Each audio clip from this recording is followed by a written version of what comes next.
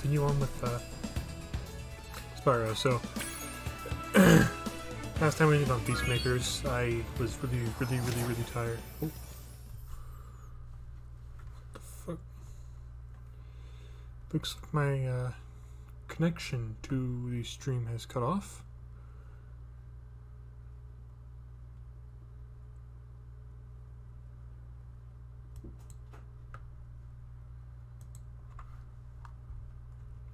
Oh, my alt tabs are showing up on here. That's fine.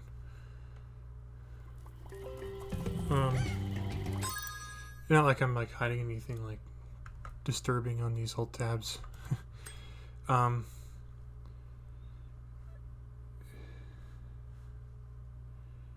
Reconnecting. I need to go to BRB screen here for a moment.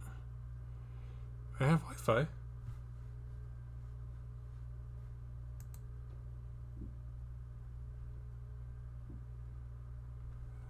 Okay, I guess we're back again.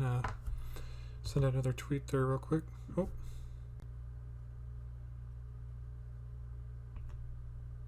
Apparently I can't retweet that I am going live.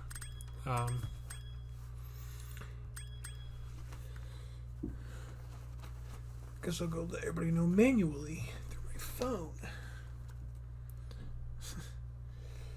I'm sorry, I didn't think I was actually going to have any issues today.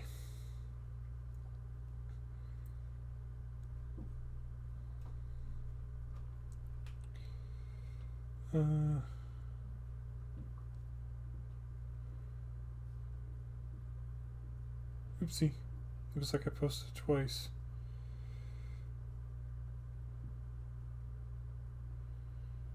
And it's gone now. So let me just repost the new one. Okay. Again, I'm sorry about this delay, and I'm sorry about those who are watching on YouTube.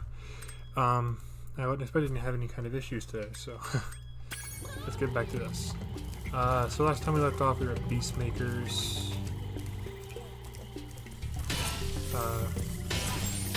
Collecting gems. Alright, so there isn't a skill point in Peacemakers for making it through the entirety of this course without getting shocked. Let's try to see if we can get that. Nasty Nork is turning our swamp into an electrified junk heap. And it used to be so beautiful. I'm sure it was. I do like that guy's necklace. It's pretty fucking kick-ass. So, yeah, last time that we were streaming, I was, like, beyond tired.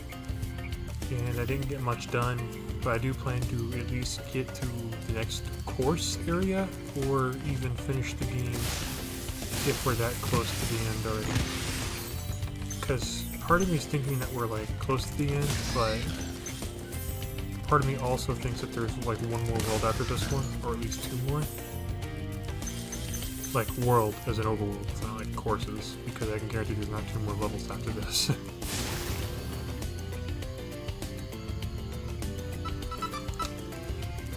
Blue mushrooms, that was odd to see, actually.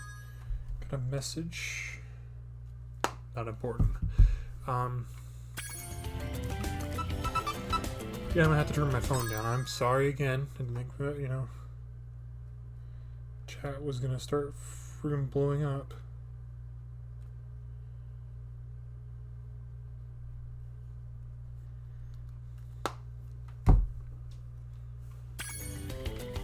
Okay, so shouldn't be any more dark now. Fuck off.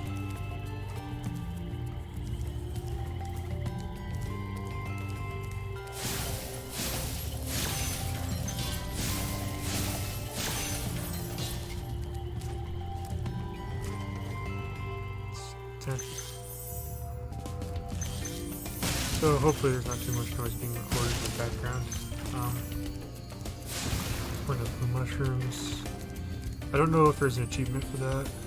That's a fight level, we're gonna save that for last. So I'm gonna try to get everything done at least today or tomorrow, because I want to get done with Spyro already. Like, I'm enjoying playing this game, don't get me wrong, but I'm guessing that people are going to want different content here soon. So I'm trying to deliver. Cletus. Sparrow, it's great to see you, but I gotta go. Pardon me. I found all the dragons of the overworld already. Not that they're hard to find anyway. I think the easiest thing in every overworld to find is the dragons. Well, they are the biggest, the most bulkiest freaking things that will take up your screen space anyway. So not really much has changed here lately, as far as like, you know, usual stuff I talk about goes. But I will say that I didn't stream yesterday for 2 reasons. I was going to stream, I thought about it yesterday, but I didn't for 2 reasons yesterday. And one of them was because my dad had his birthday yesterday, which was a pretty decent celebration. Like, we could have had a better thing going on, but as per usual, bullshit has to happen. But other than that, we had a pretty decent celebration. Towards the end of the night, I just started mentally not feeling very well, and I wasn't gonna be able to stream. Even if I did, it wasn't gonna be for very long either. Like, just to put it in perspective, I was sitting here trying to get back on my computer because I was been pretty much watching cartoons all day because I took vacation day. Because I just didn't feel like working anymore this week because we've had to work a little bit overtime. I mean, I don't mind working over. It's just the reason why is part of the thing why I wasn't too keen on wanting to work. There's that, and like I said before, I wasn't feeling too well, you know, mentally. So I get ready to go on to probably talk to a couple of my friends because we haven't been able to play games online together because 2 of my friends have Mediacom service and Mediacom's fiber optic wires have to get fixed or something to that effect. My neighbor told us because they also have Mediacom. But anyways, it was going in and out all this week for everybody that was Mediacom users. And I have to say that I do apologize to those who don't have Wi-Fi because not having internet sucks. I would know because when we first moved here, we had no internet. Of course, as we first moved in. But after a little while, we went and got a different service. We got a certain ISP, who I'm not going to be name dropping because I don't want people, you know, harassing them or anything. But we got them. It's not, and then we got Mediacom after because like it was 2 weeks into our moving thing and they weren't going to come fix our internet because we were having so many issues. Like there was dead spots everywhere and it was slow as hell. And they weren't going to fix it. So we ended up just, you know, paying them off, whatever, giving them back their modem, and we switched to a different. We switched to Mediacom. Mediacom was, you know, fine. We had gone under the contract where it was like $80 a month and whatever, because that's even what it says. I have the paperwork that proves that. And coming to find out, we were having more internet issues every time I paid the bill. And the guy at the service, well, then I saw like on the bill that there was a $10 charge for a modem borrowing fee that was never even brought up during contract. And when I had addressed that, he said that that's the guy that was running the counter that day we were talking to him was like, yeah, everybody that borrows the modem has to pay this, you know, fee or whatever. I'm like, well, it was never on any other bill except this one. And then he was telling me that I've been paying the delinquent amounts on the thing, and I'm like, the contract says $80 a month. We don't have a deal that says $80 a month. It's right here.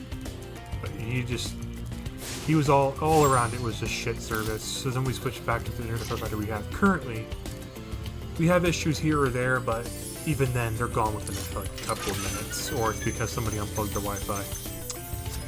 300 gems, okay. We didn't get a skill point for some reason. We traversed the entire electric floor without getting shot. But Metalhead is the boss of this area, and we're not going to do the boss first. We've never done the boss first. Treetops can go to hell.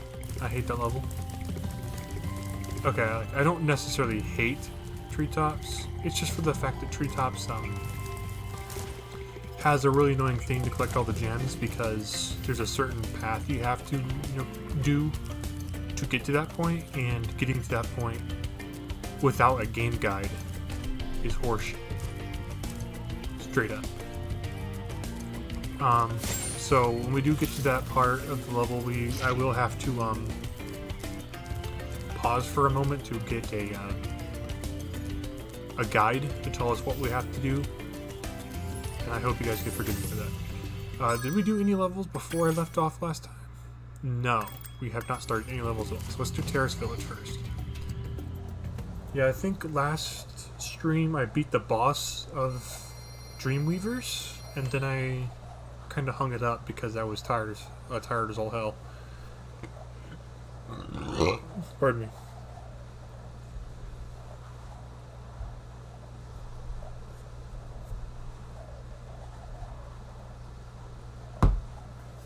Just checking my message, see what that was. It's not that important still. Let's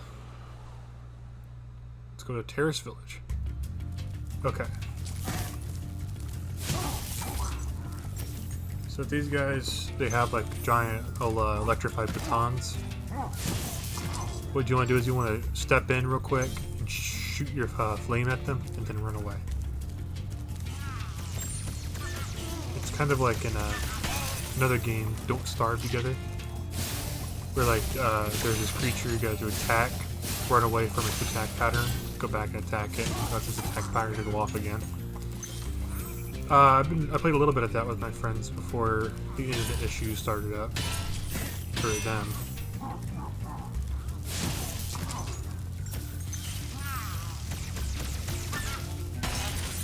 Soogle. Which, by the way, the reason why I say Soogle a lot is because one of my friends told me it meant like suck my ass. Which Soogle me Arsula, I figured that was hilarious. Maybe, I'm pretty sure it's what he said it meant. Yeah, it is what he meant, but I'm not sure if my pronunciation is correct, or maybe he was misinformed or something. I don't know. I can't find anything about it online. Is the reason why I say that. What in the hell?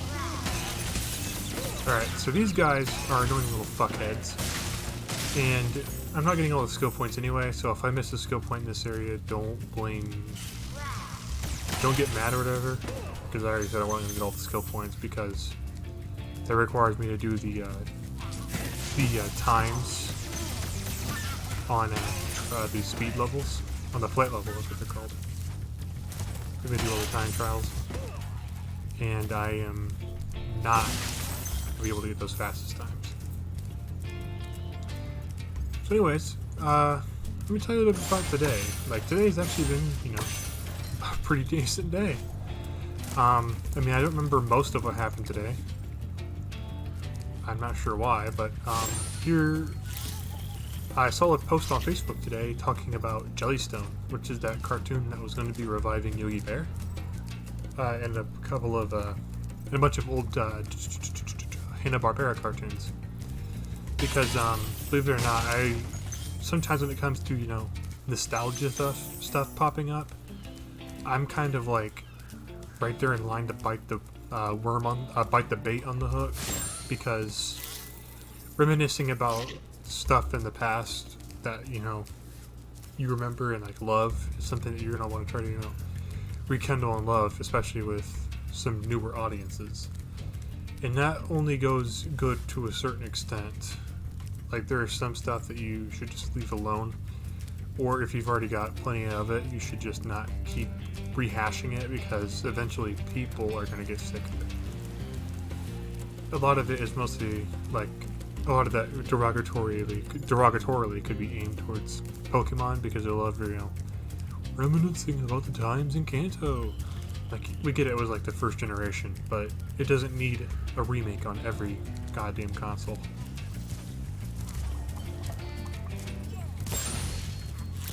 But not to say, you know, we don't like it.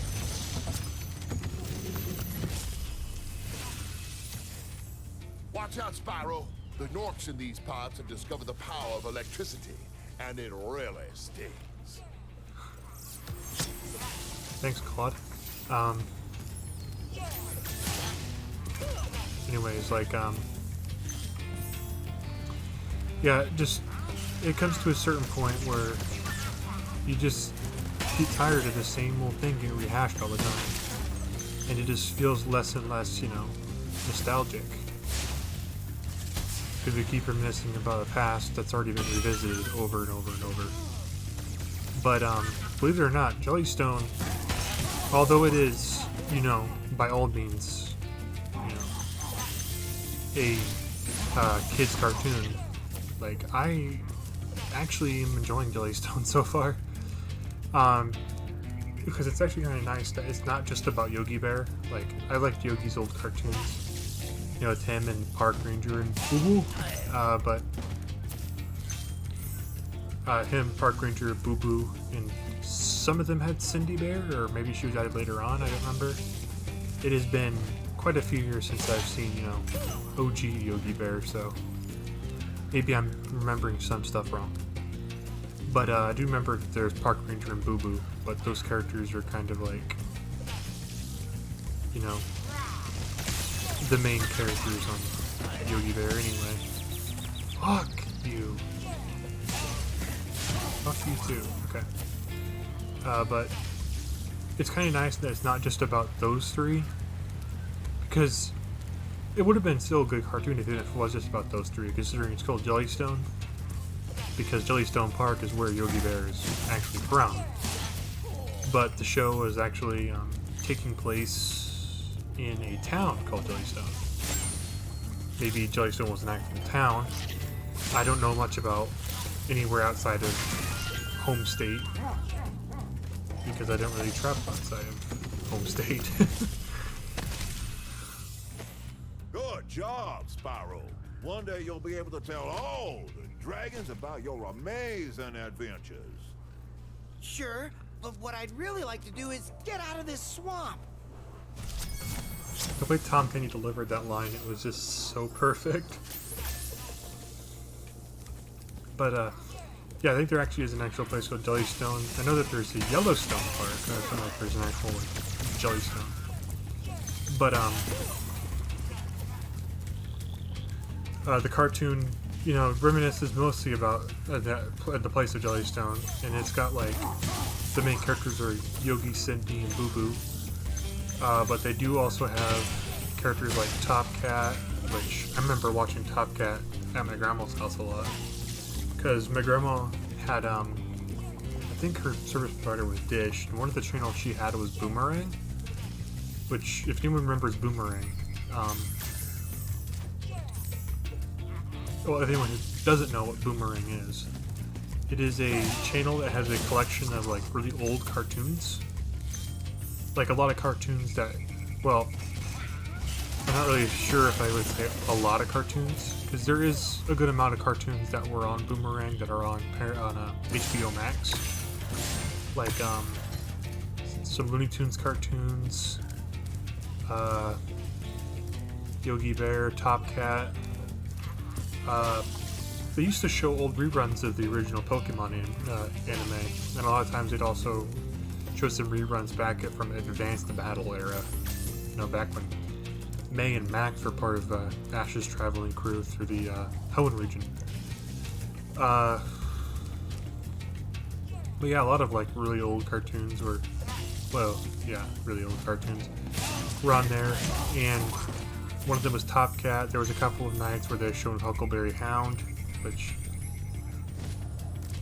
I, honest to God, wish that we would, like, be able to bring back old cartoons just like those, because, not to say Jellystone is doing a bad thing by having these characters rehashed as different purposes, but, you know, I miss, like, the old Huckleberry Hound who's like, oh my god, you know, like, that Huckleberry Hound, instead of being, like, the mayor of Jellystone. Like, come on. Like, if HBO Max could just put all the older shit on there, which they probably can't due to the copyright reasons, probably. That would just be like great if they could just, you know, get it on there without having any kind of issues. But one I do remember that was on I forget what I was talking about. But yeah, they had a lot of like the old Hanna-Barbera stuff, like the very, very olden days, like towards around the times when the Jetsons and the Flintstones were popular. I'm assuming that a lot of these old cartoons were around at that time. Like, I know that some of these have been around for quite a long time. Another one, Hong Kong Phooey. I remember watching a couple episodes of that when I stood over at my grandparents. Because they let me watch TV until I went to bed, which I did anyway when I was growing up. But, and I still kind of do nowadays. But I remember watching Hong Kong Phooey in the morning one morning. I fucking loved that cartoon. And it's part of the thing, like, if you guys follow me on Twitter, I did tweet this. So here is your guys' Beagle references tweets he's already made to audience that probably follows him on Twitter, but not likely because his Twitter content kind of like is mediocre and lacking. It's just mostly retweets of arts anyway. Long title, I'll work on it.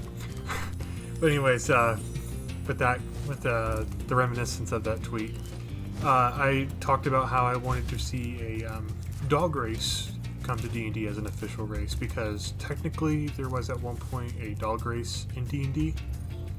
I think they were called the Lupin. I could be wrong because I only ever played 5th edition, so maybe they were in 3.5, because I know 3.5 had a lot of like out there stuff, just as the 4th edition had like the Crystal Forge or something like that to that effect. But they were from the Astral Sea. 4th edition also had the Githyanki and Githzerai, but Githzerai and Githyanki are also in 5th edition, but I think they actually started back in 1st anyways. But I'm pretty sure one of the older editions did have a dog race at some point, because 5th edition has got a mass diversity of races as it is, with turtle people and cat people and even frog people. Like, you even have a variation of hobgoblin for like, pardon me, Goblin of the Feywild, Hobgoblin of the Feywild. And you have, you know, 2 different variations when it comes to like, or you have 3 variations when it comes to Dragonborn. But yet you don't have a dog person race in 5th edition. Like, I get given the Dragonborn some variations because these Dragonborns needed a revamp anyways. So what better way to revamp them than by giving them, you know, some new race options. Like,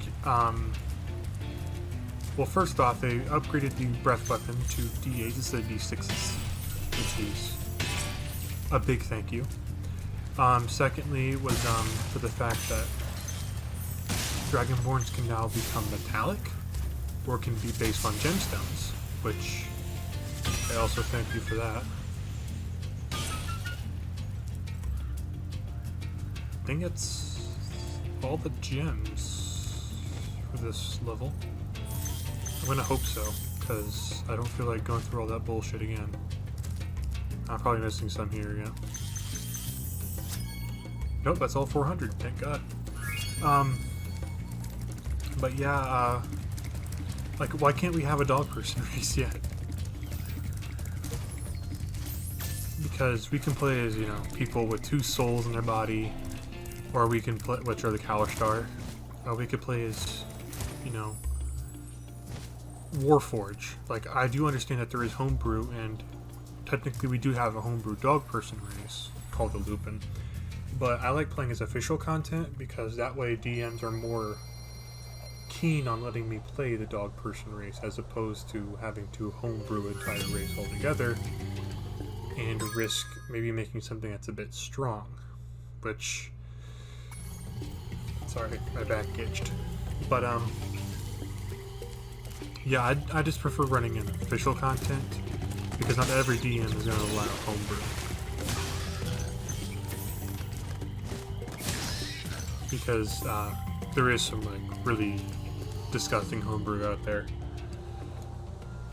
And then there is some homebrew that is just, you know, outright weird. Yeah, I do want a dog person race to come to 5th edition at some point, or even in 6th edition if that comes out here soon, because 5th edition is about 7 years old at this point. But if we do get a dog person race, I'm going to make a monk character. I thought about basing him like as a monk druid because of his reference being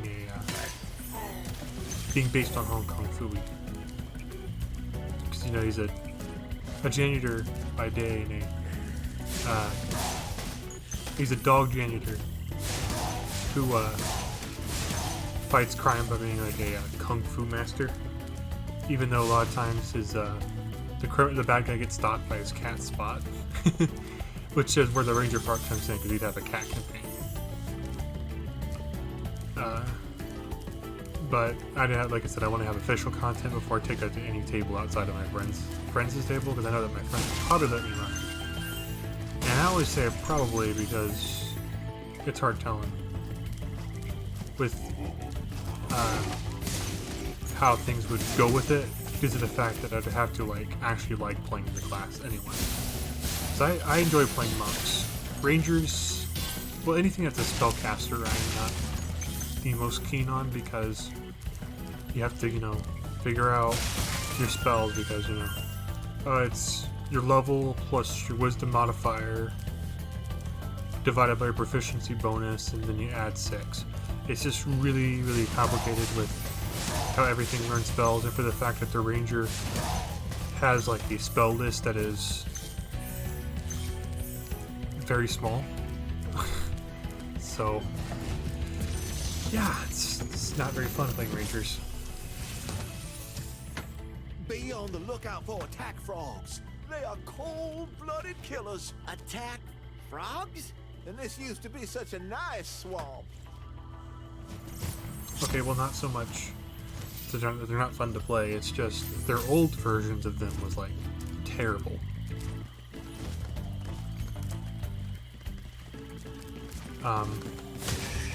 Like the newer ones are probably really fun. It's just spellcasters for me do not mix unless it's a warlock, because warlocks also don't get very much access to stuff. But it's a lot easier for me to remember warlock spells due to the fact that I only ever use one anyway, which is Eldritch Blast. Because the thing is that Eldritch Blast is a 1d10 damage constant. Like, it's a static 1d10. I only have to overroll 2 dice, which are a d20 and my d10 if I hit. And Eldritch Blast gets upgraded with almost any and every invocation that you can get access to that isn't for like specific packed boons. Fuck you. And on top of that, you can cast Eldritch Blast as much as you want without spending spell slots, which, as a warlock, you don't get access to very many of them anyway. I think your maximum amount of spell slots as a warlock is 5th level. When you get 5, actually. You get 5 at 5th level, which I think the paladin get the same amount. The paladin might actually get... Well, paladins get access to more spells, I think. But yeah, warlocks don't get access to very many spells, so it's easier for me to be able to play a warlock. Well, even then, with my whole thing with rangers, is that rangers don't get access to very many spells exclusive to their list. But I'm pretty sure that there probably is 1 or 2 ranger classes that can probably pull from the druid spell list, because technically rangers are on wisdom casting. Well, that's not an excuse to give them ranger spells. Or give them druid spells because they run on wisdom because, fuck! Because clerics run on wisdom and they don't get access to druid spells. I think it's more because, you know, nature. There might be a few druid spells that rangers can learn, or even not at all. But, rangers do have a spell book, and most of them are just to help them with, like, combat. Like the spell where you can bury arrows and then use them to, like, have them fly out of the ground. Or there's the one for, like, infinite arrows.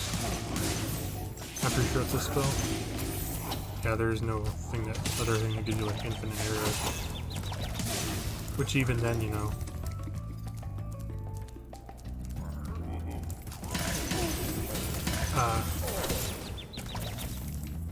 Fuck. So even then, you know, there's plenty of other classes you can play besides Ranger, which I always recommend Druid first. Thanks for releasing me. It seems like I've been trapped in here since I was your age. Oh, no. Why, I remember, Gotta go.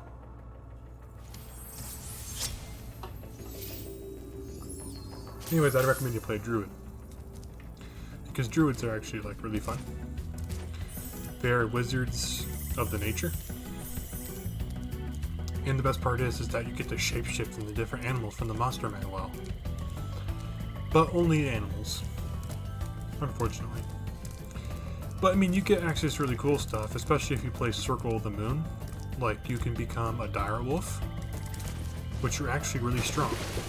Or brown bears. Or, you know, any other kind of animal. Like, just being able to become an animal was, like, cool enough for me to want to play Druid. But on top of that, you know, you get to use their stats instead of just yours. I mean, if you go, like, a dire wolf, I think it's a +5 to hit. Pardon me. Another thing you have to keep in mind is that when you do play as, like, a druid, is that you can only wild shape, like, 2 times a day, and each wild shape lasts for 1 hour, or until you're out of hit points from your animal form. Which, yeah, that sucks. But when you do hit 20th level as Druid, you do get access to be able to just wild shape all day, anytime, as much time as you want. I think you can. Oh, I think it's just as much time as you want when you hit level 20. But most campaigns don't last to level 20 anyway, so not like that matters. But Druids are actually, like, a lot of fun, and it's one class I do recommend that if you're gonna play a Ranger, play a Druid first, because they do draw some parallels, probably. I don't know. I need to read deeper into Ranger. thank you for releasing me. Well, I do know that Rangers actually do get a bit better off than a Druid, because Druids have this whole thing where they can't wear any kind of armor that is not made of wood. So if you're trying to go for, like, a tanky Druid, then you can't play with pretty much your tankiness or your defensiveness has to come from the wild shape you chose for the day. One of your wild shapes you chose for the day. Due to the fact that you can't wear scale mail. Oh, actually, no, it's not anything that's not made of wood. It's anything that's made of metal they're not allowed to wear. So no scale mail, which, even then, why would you want your druid to wear scale mail when you can not? But druids can use shields, as long as they're wooden. Which is nice. because shields are straight up +2 bonus to AC.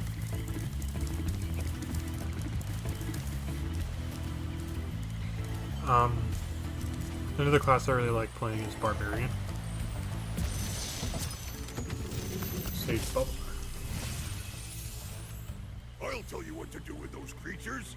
Smash them, Spyro. Stamp them out and squish them and squash them. How about charge them and flame them? We are dragons after all.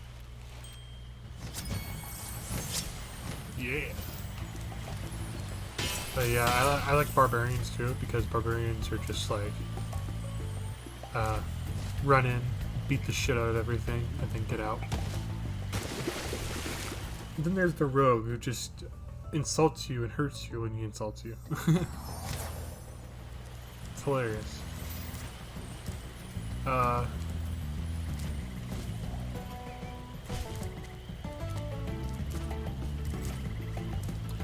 Yeah, I do plan on like playing every single class here soon, because the reason I keep talking about Druid is I think I mentioned it in my last stream, but here recently I started a new campaign.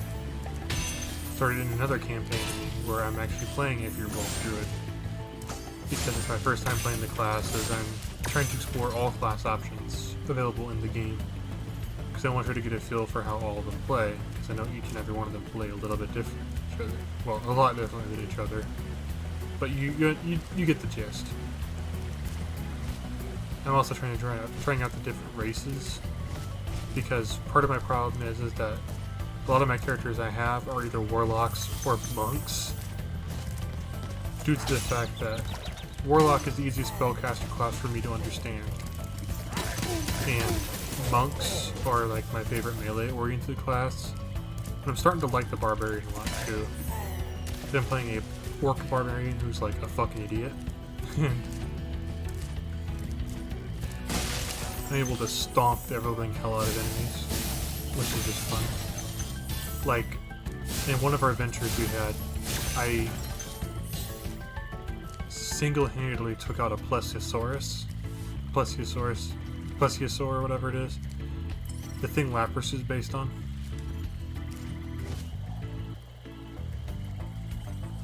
I jumped on its back with a javelin and started stabbing it.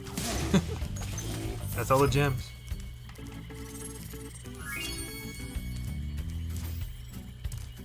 Alright. Let's leave this swamp. So believe it or not, this swamp level is actually not that bad of a level. I had got really annoyed with it at first because I was stuck on it for like 2 weeks straight. But it was back when I first played it. That is probably not an important notification, but I'm gonna check it anyway.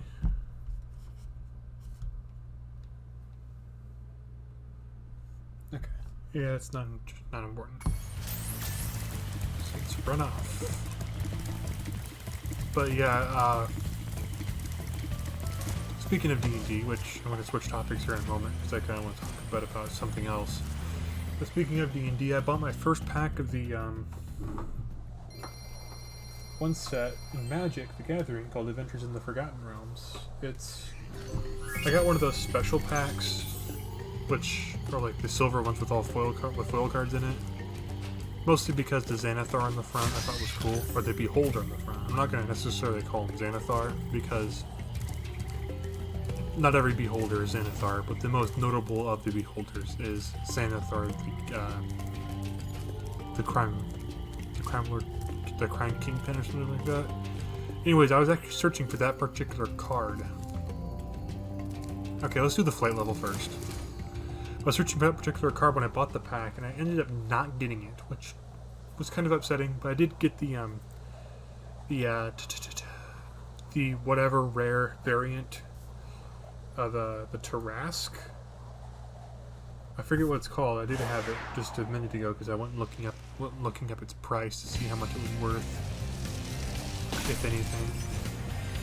And it's actually not worth much of anything at all. Like,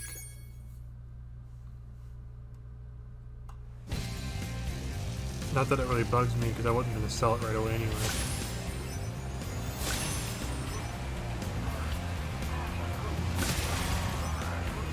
But it's also because it's probably not very good. but I don't play Magic because my brain will not let me comprehend it. I know it sounds weird when I put it like that, but my brain, like, quite literally won't let me sit down and figure out the basics of Magic, even though it probably is like one of the easiest card games to understand. Next to something like Yu-Gi-Oh! Because even the Pokemon card game is like super simple to learn. But for whatever reason, my brain will not let me comprehend Magic.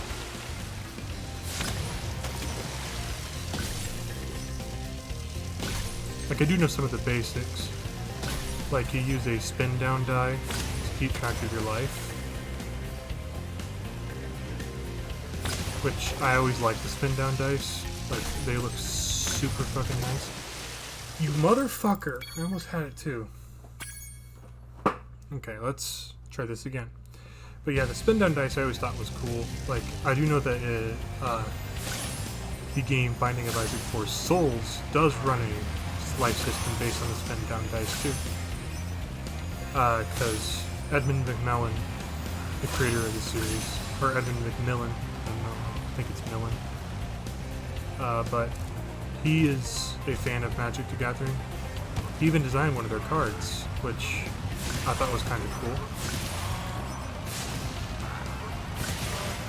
When I had figured that fact out, because there's like there's like an assload of Magic references in Isaac.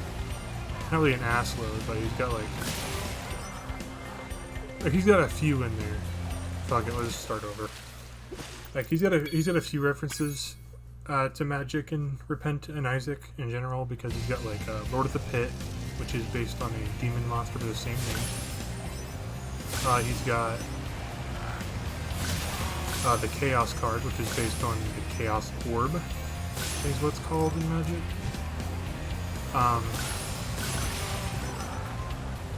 By extension, the spin down dice item, which yeah, it's called spin down dice, even though it's one single die, which that irks the fuck out of me, because you're giving an item, or giving a name the plural version of it.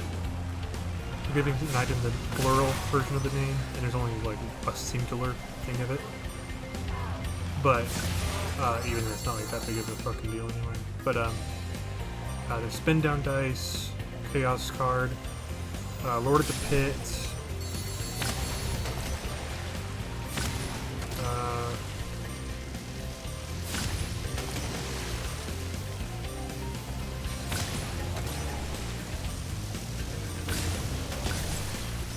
I forget what else there was. Oh yeah, Black Lotus. Black Lotus is one of the like more rare items in the game, because it's in the secret room item pool. But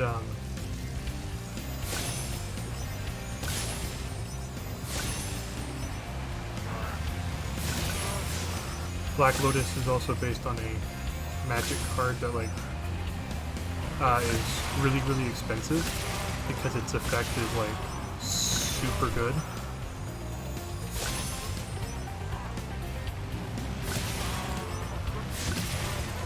Like, I think you like tap it and get so much mana of one color or something to that effect. Either way, it's like a really expensive Magic card.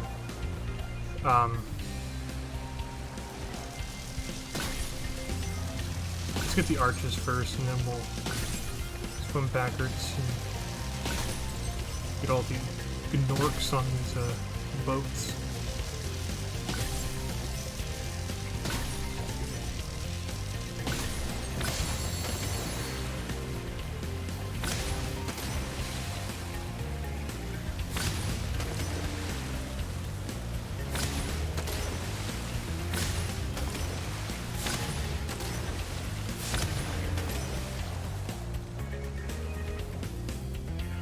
Alright, we're missing one. Right there! Got them all! First run. Wait, what the fuck?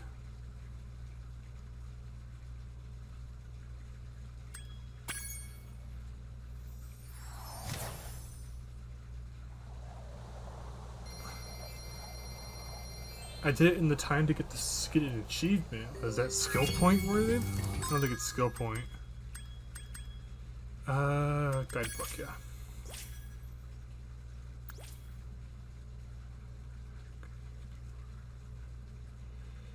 No skill points. It wasn't it was achievement worthy.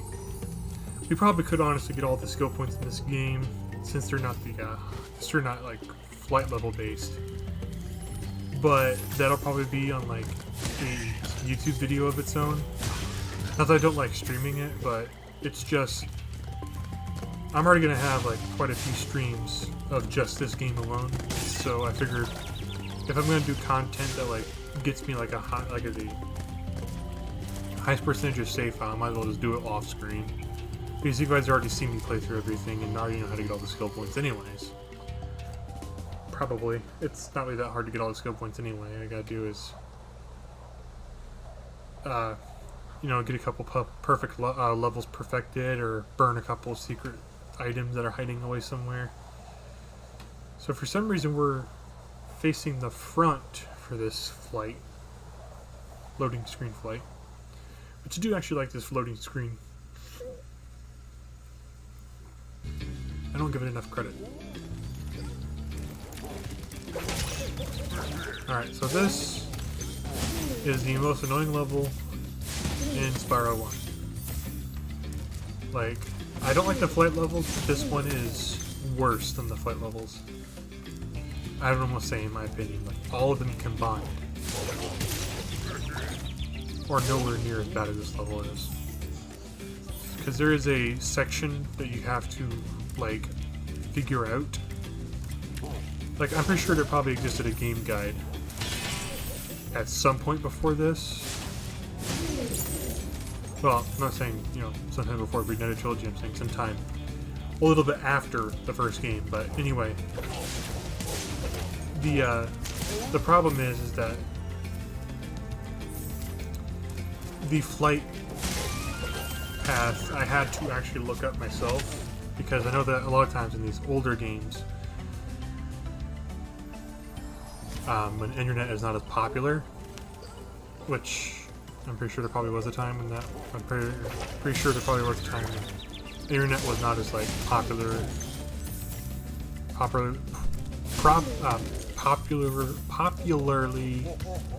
used for purposes of like cheating, cheat codes, or even like guides. But being able to figure out how to get to that path without using a guide must have been a bitch and a half, because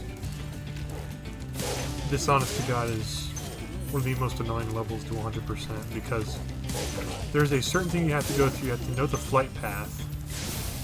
But keep in mind, like I said, this is a time without having to look shit up, which I'm pretty sure that internet was around when Spyro 1 came out. But even then, you know, not everybody would have who has access to internet. Not everybody has access to internet. Well, usually even at all times anymore. Because a lot of internet companies like to make their internet just fuck off. Be like, fuck you to the customer, you know? Are you fucking kidding me? Used to get all of those gems up on the top area there. Fuck this game. Seriously. I only say that because this level is just annoying. I actually do really like Spyro 1. But my favorite of the Spyro games is actually a tie between Ripto's Rage and Year the Dragon. Ripto's Rage specifically because it was actually one of the first Spyro games I ever played. But the first ever full-blown game I've beaten is Year the Dragon. But I do really like Ripto's Rage. Ripto's Rage was an awesome fucking Spyro game. Isaac. Spyro, if you jump at the end of a supercharge ramp, you can really go far. I'm all over it. But yeah, back to my thing I was talking about with magic. But I did end up getting that Tarrasque card, which I thought was still just as cool as Xanathar. Even though I really wanted to get a hold of a Xanathar.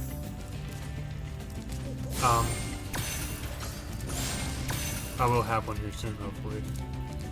Because I had just broke down a fucking bought one online because it was like super cheap anyway. Because I really like the artwork, card artwork. And Beholder is one of my favorite monsters in the Monster Manual. Next to,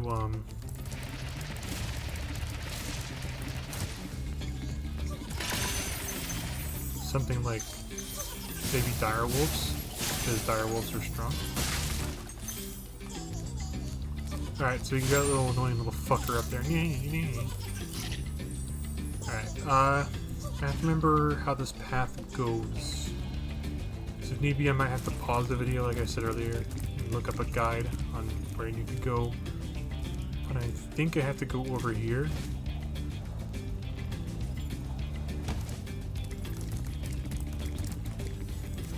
Let's go back to the beginning of the course and I'll look up the treetops. So, we'll be right back.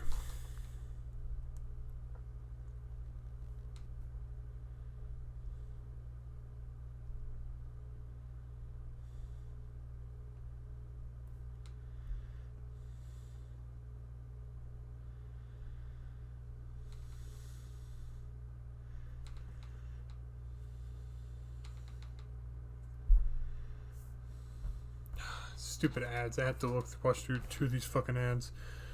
One of them was for Bubbly and one of them was for actually that wasn't Bubbly, it was some kind of sparkling water company, but the other one was Allstate. No, State Farm. State Farm.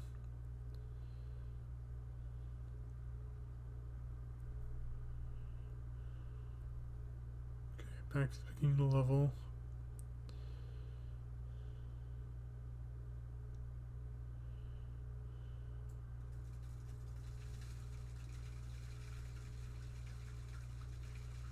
Off the path I was on at the beginning.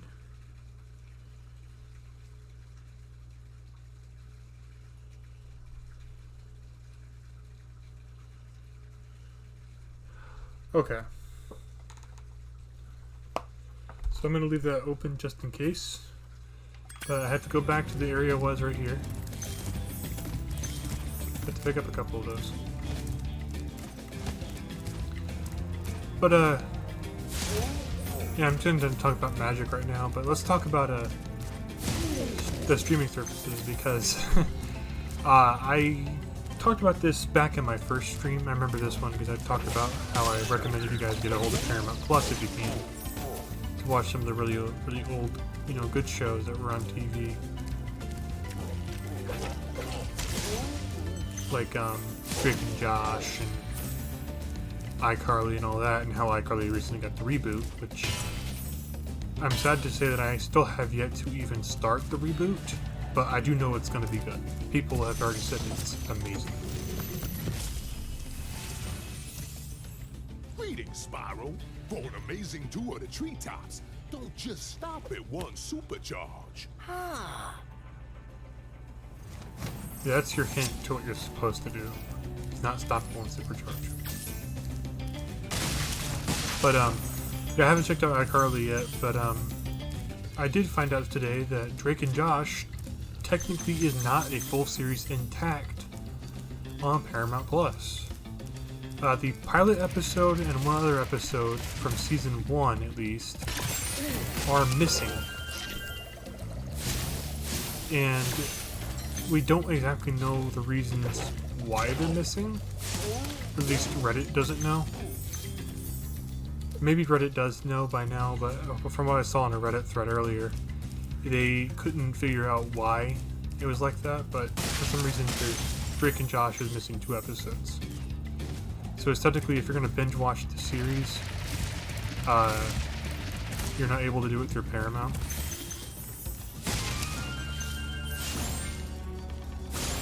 Which honestly God sucks, because Drake and Josh is one of the really good series. But only missing 2 episodes isn't that big of a deal. If it was missing, like, you know, half a season, I'd probably be a little bit more pissed, but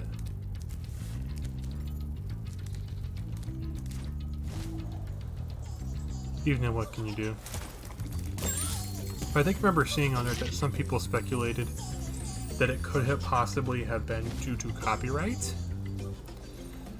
To which I tried to figure out what the hell they what they technically could even copyright. Because the only thing I could like really think of is maybe that there was somebody on the Drake and Josh pilot. But for one, I'm not sure I'm not really sure how copyright technically works, because I'm not that, too invested in the business to figure it out either. But another thing is that if you bought the rights to have Drake and Josh, shouldn't you be able to just be able to have everything on Drake and Josh? Because if it's due to copyrighted music, I can call that claim kind of like a little bit bullshit, maybe, because of the fact that Ned's Declassified in its early episodes used Ludacris in the background. Like, there's a couple of Drake and Josh. There's a couple of Ned's Declassified episodes that I had remembered watching when I binge watched the series through again, because I can. And Drake, Ned's Declassified is a good series. But from what I can remember from binge watching the series is that they used the song "Rollout" a couple of times. And it's on Paramount Plus with that song still in the background. Okay, so I'm going to look up the rest of this guide here. Okay, probably just done what I just did a little bit ago. Let's fast forward a little bit.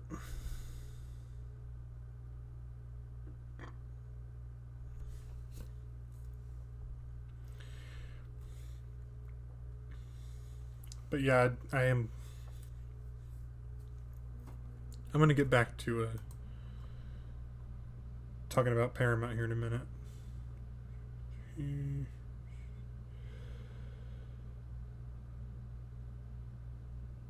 Oh.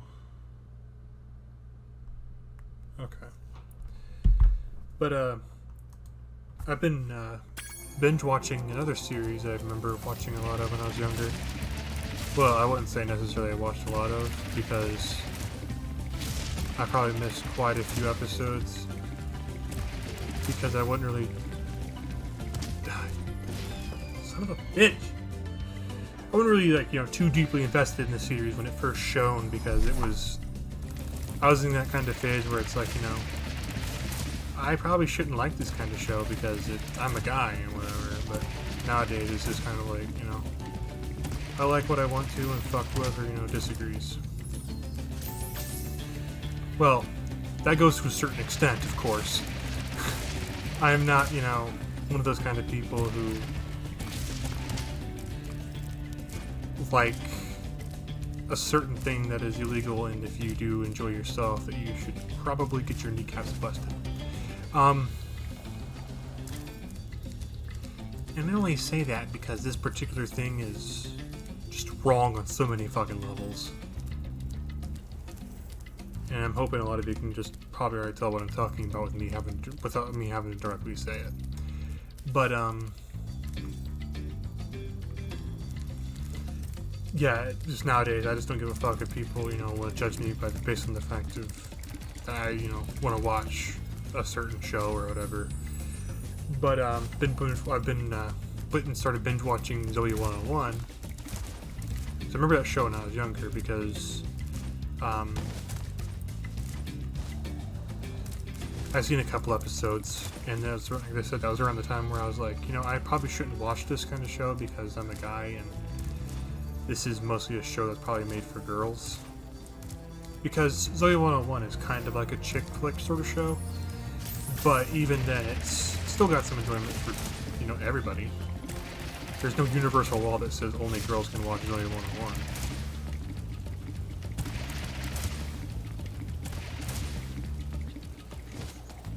There we go. Alright, this is not everything for the level, because there's still one more thing I have to super jump.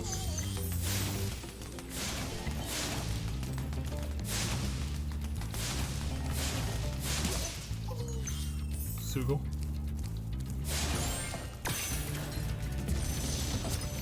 Jen.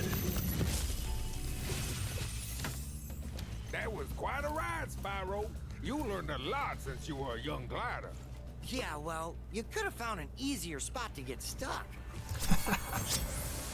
And he's not wrong.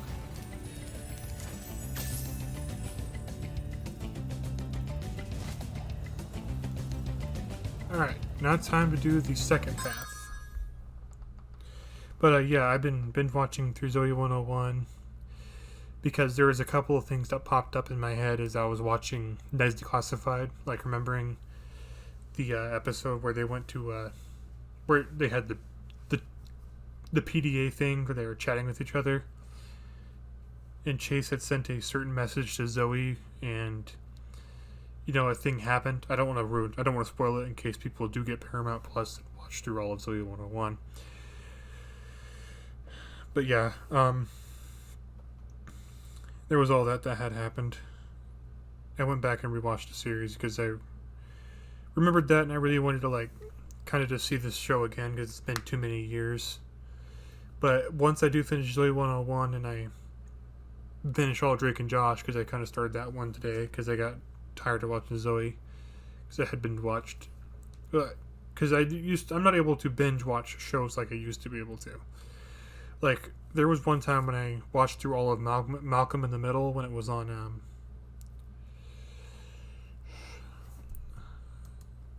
yeah, I just put it on BRB screen. But binge watched all of Malcolm in the Middle when I was a little bit younger, back when it was on one of the streaming services. It was either Hulu or it was Netflix. Netflix doesn't really have shit nowadays. But went back and watched all of Malcolm in the Middle. I used to be able to just sit there and swarf down a fucking entire stuffed crust pizza and watch through shows. And nowadays I watch almost entirety of a season and I'm already falling asleep watching the show, so I have to pick something else. I can't do it anymore. I don't know what happened. It probably just for the fact that I got older and dumber. Oh,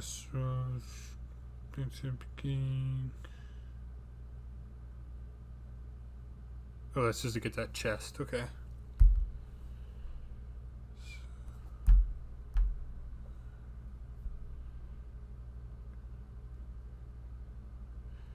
Supercharge off of here.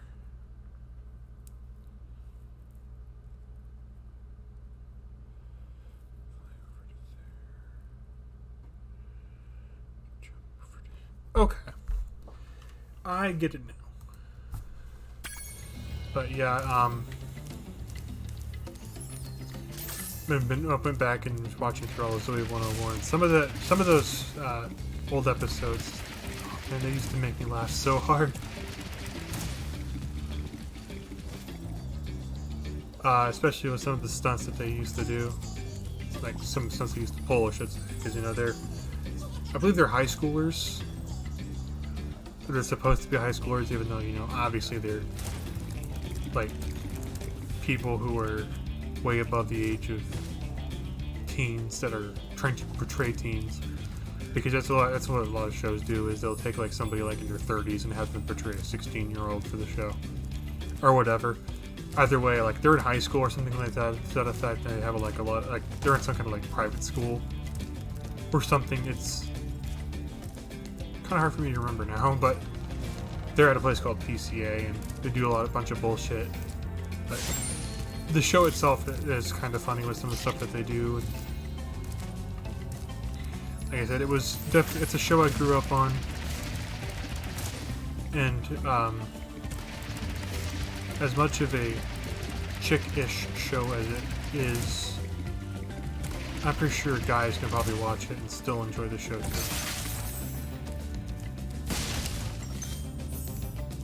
Did I get the guy? Was he a gem thief or was he an egg thief? I guess he was a gem thief.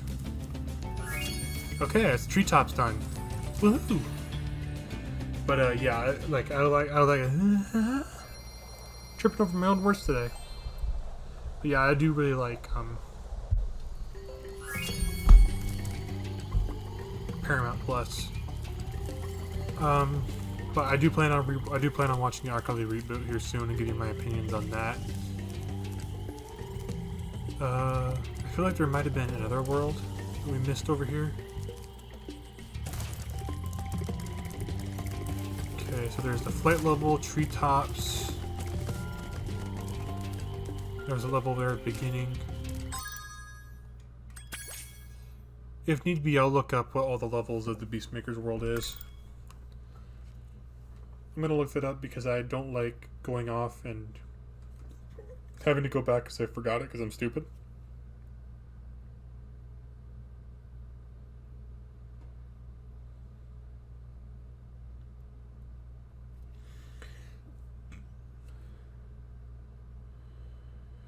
Okay, let's see. Beastmaker's Homeworld, Terrace Village, Misty Bog, Wild Flight, Treetops, and Metalhead. Alright, so all that's left is Metalhead, if I'm reading that correctly. World, Terrace, Bog, Treetops, Flight, Metalhead. Okay. So all that's left is Metalhead. Let's go take care of that boss. So believe it or not, Metalhead actually took me a couple of attempts to figure out how his boss worked, because, like I said, I didn't grow up with Spyro 1. I started with a demo disc of Spyro 2, and then beaten Year of the Dragon a few years later when I bought it on my PlayStation 3. I do thoroughly enjoy all these games. Don't get me wrong. I really do like all these games, but Spyro 2 has more of a nostalgia factor, and 3 is because 3 is amazing.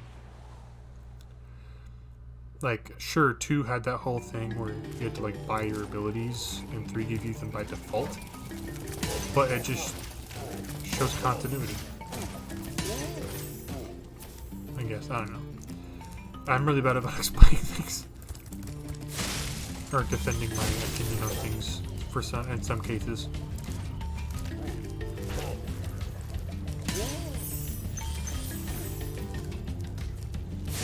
No, the whole thing with Drake and Josh too is my opinion hasn't changed about the show since the whole thing with Drake had happened. But it's mostly because, I didn't watch the show because I love Drake Bell. And I didn't watch the show because, I'm such a huge fan of Josh Peck. I watched the show because I thought it was fucking hilarious. Thought it was great. I don't idolize people. But, I still think it's funny, even, when the whole thing in Dan Schneider had happened. It doesn't change my opinion on Zoya 101, doesn't change my opinion on Drake and Josh, doesn't change my opinion on all that, or The Amanda Show. I like them all.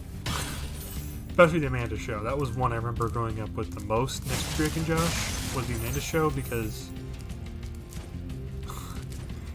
there's so much stupid shit on that show, and it was just great.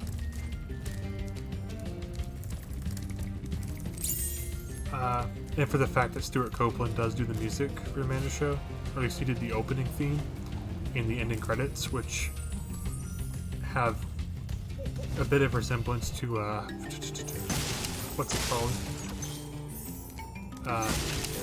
Wizard Peak, which is my all-time favorite track in the original Spyro. Like, don't get me wrong, all these tracks are amazing. I like all the tracks in Spyro 1. But my favorite one of them all is definitely Wizard Peak. Because that that sort of thing is just it sits in your head for a little bit. Probably described that really poorly, but anyway, it just sits in your head. And you're it repeats over and over, and it's just got such a funky, fresh sort of it's got an upbeat feeling to it, and it's really good.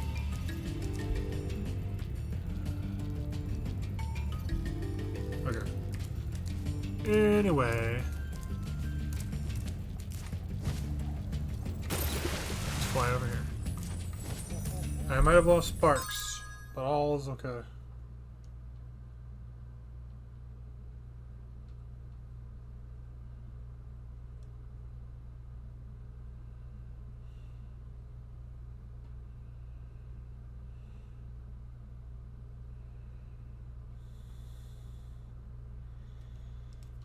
Okay.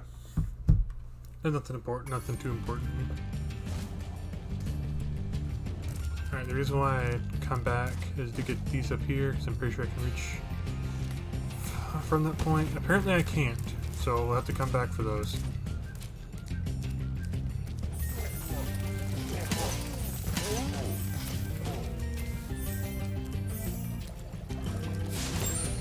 So there's the chicken, or our fodder animal for this zone.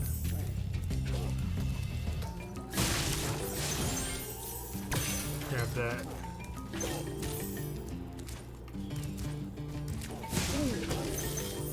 Like, another one about the Amanda show that was like really fucking dumb was they did a thing where they were like in the girls' bathroom where there was Amanda, who played this character, and there was another girl who was like easily irritated, and then there was Debbie. I like eggs. Just that particular thing, that thing in particular reminded me so much of Ed from Ed, Edd n Eddy.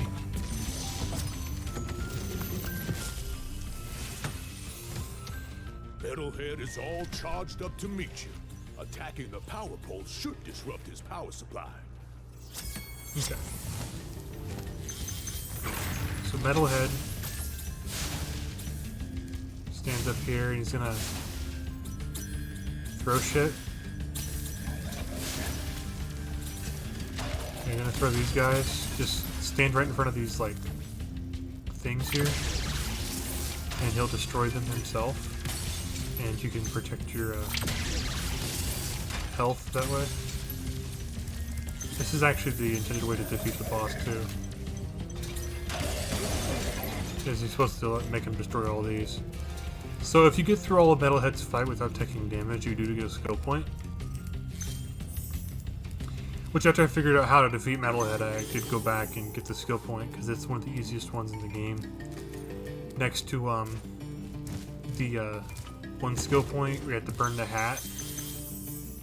Was it the hat or was it the painting? And then there was the one with the druid, which that one was like super easy too. But yeah, this is the entirety of Metalhead's fight. Is just stand here and wait for him to try to attack you. And then make him attack his own shit.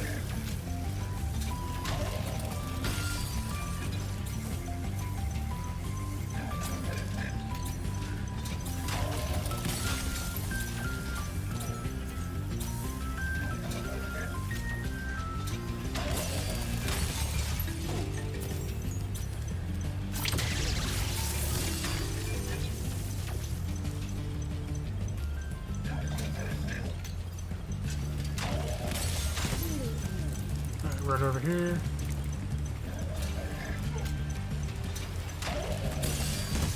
And that's literally it for the Metalhead fight. Literally one of the easiest fights in the game.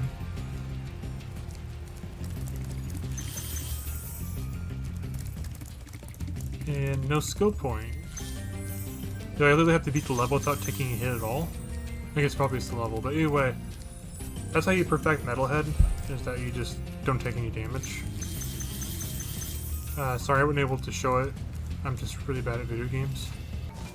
Doesn't help I haven't really been feeling, you know, up to it this entire week. Or at least most of this week. And I do apologize for that. That's how you know really it's any of my control anyways, but I'm gonna try and do better. Hopefully the next stream, which will be tomorrow, if things go according to schedule, like in case of an emergency don't happen and stuff. So yeah, we should be streaming, greenlit to stream tomorrow. And then I'll have one again next Friday, and then the Sunday of that next Sunday. Next Sunday because normal schedule, but Friday is a special one in particular because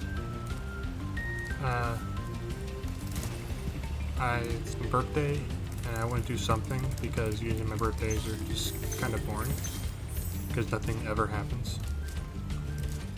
Not really much anymore because my birthday kind of falls on a day that's not the, you know, greatest day to do anything anyways. Because unfortunately we lost my aunt on my birthday, which was really close with my mom. Well, when her and my mom rekindled, because they kind of had a falling out where they weren't talking to each other for a short while because of bullshit that had happened. And when they had just got done, you know, rekindling everything, repatching stuff up, she unfortunately passed away. And her burial was on my birthday. So birthdays are a little bit rougher. My birthday is a little bit rougher for everybody, especially my mom, so we didn't really do much of anything, if anything at all. Okay, so the last of those gyms is on top of that platform over there. But every time I've tried to get on that platform, it did not work. So let's try this one more time.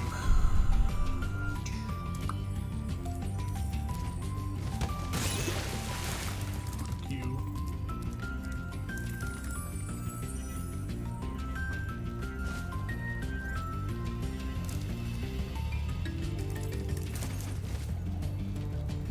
There we go. I thought that was the last of the gems. Where am I missing gems still? Is it near Castle Metalhead? Yes.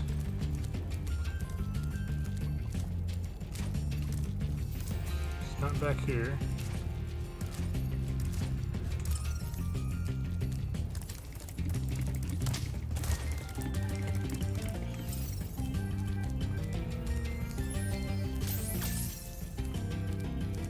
Over this way.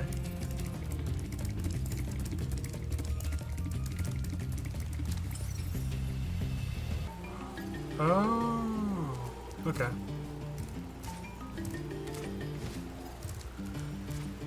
Yeah, hopefully my birthday this year will go a little bit better. I said we don't really do much because that's some stuff, but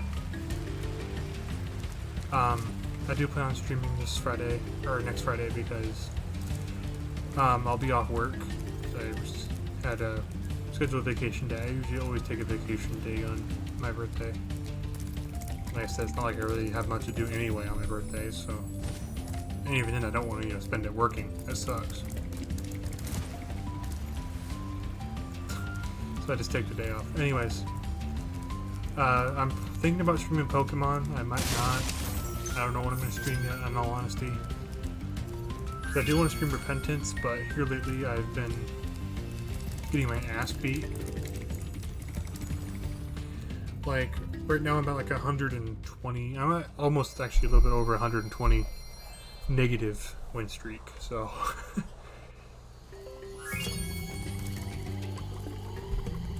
I just can't seem to win. Because I'm trying to finish up the main character's post-it notes before I go to the B-side post-it notes. Oh, I feel much better now that so many dragons have been rescued. Jump in the balloon and I'll show you the Dreamweaver's world. Are you ready to go? Alright, to Dreamweaver. Wizards Peaks and Magic Crafters. Not Dreamweavers. I might have mistakenly called Magic Crafters Dreamweavers a couple of times. But, yeah, I thought about doing Pokemon, but I might not.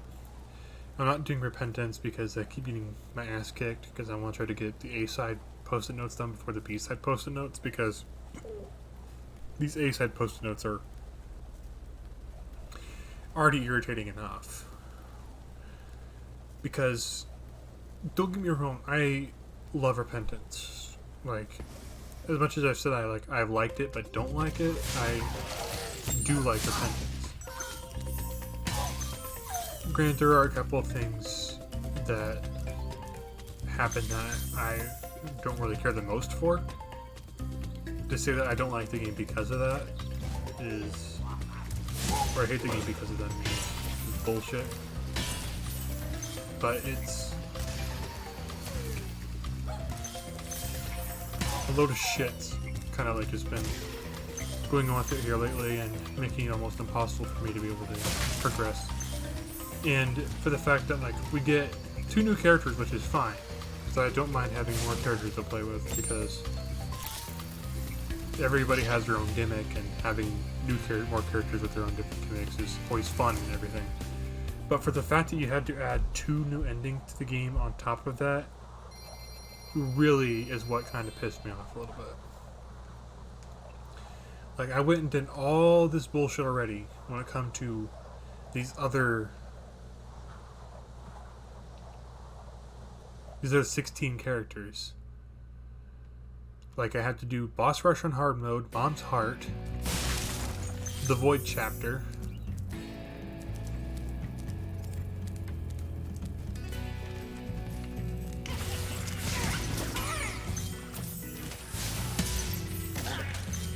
a couple other things. I can't remember what they are off the top of my head. Oh yeah, it was Satan, Isaac, the Lamb,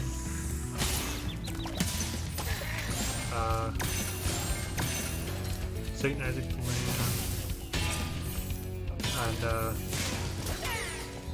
question mark. Greedier, which is probably an inclusion we didn't honestly need. The enemies here can be quite frightening, but you should watch the fools. I'd rather flame the fools. Now you're thinking. And then,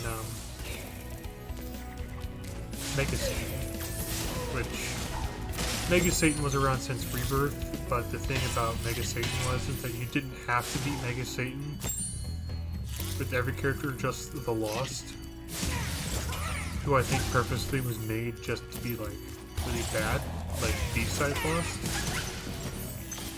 But yeah, like you had to do this thing where you had to beat Mega Satan with Lost in order to unlock the final item of Rebirth.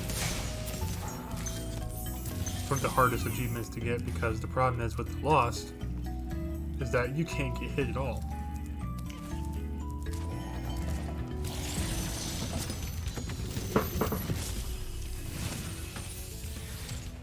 Thank you for releasing me. I like that one's design. Like, straight up. Kind of reminds me of my character Buster's dragon design. He's got like the body, like head and all of like Shao Long, or like Eastern dragon in general. Because not every Eastern dragon is a Shao Long, of course. But well, I don't know much about dragons, but anyways, he's got like the long body of like the Shao Long, and he's got wings still. So I want to give him arms, legs, and wings, but I want him to have like a long, slender body, almost serpent-like. But I don't want him to be like a lung dragon, because lungs don't have arms or legs; they just float. At least all the ones that I know of did.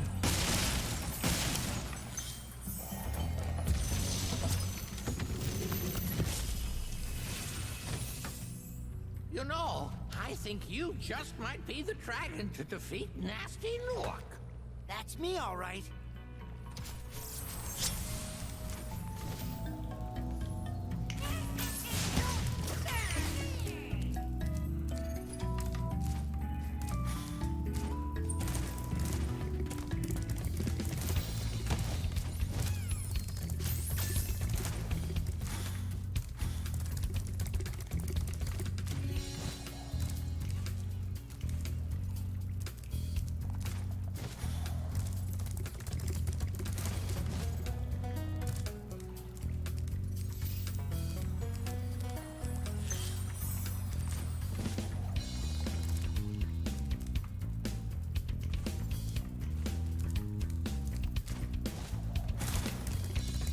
Sorry, I'm trying to figure out how to get to that area up there that I need to go to. So let's just die. Start over. From the top.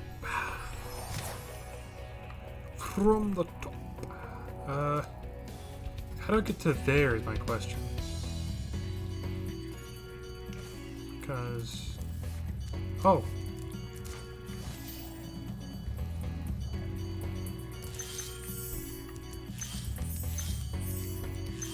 That's how. There's an area over here I didn't explore. I fucking hate those turtles.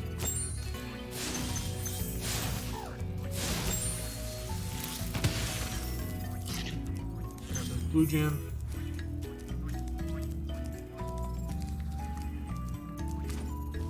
I think it should go without saying from the first stream.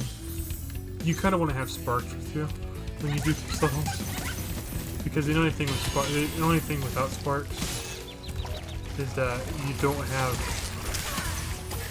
the capability of collecting gems unless you run into them yourself, which is annoying.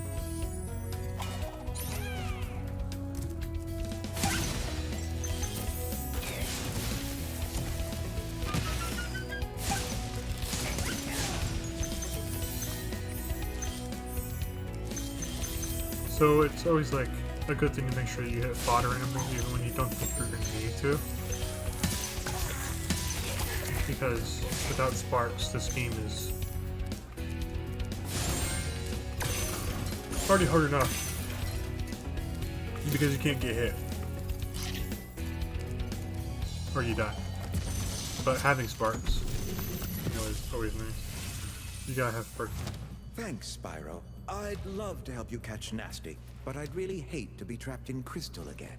Don't worry. The only one that's gonna be trapped is him. Yeah.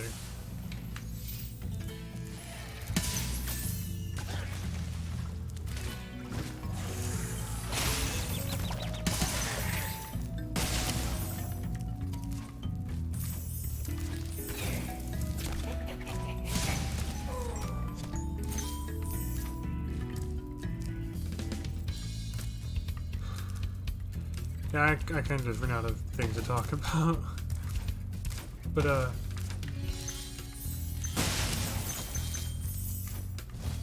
I don't know. Like, there is some stuff I want to talk about, but it's gonna just come off as complaining because of the fact of, like, how it's gonna come from. It's like with today, we...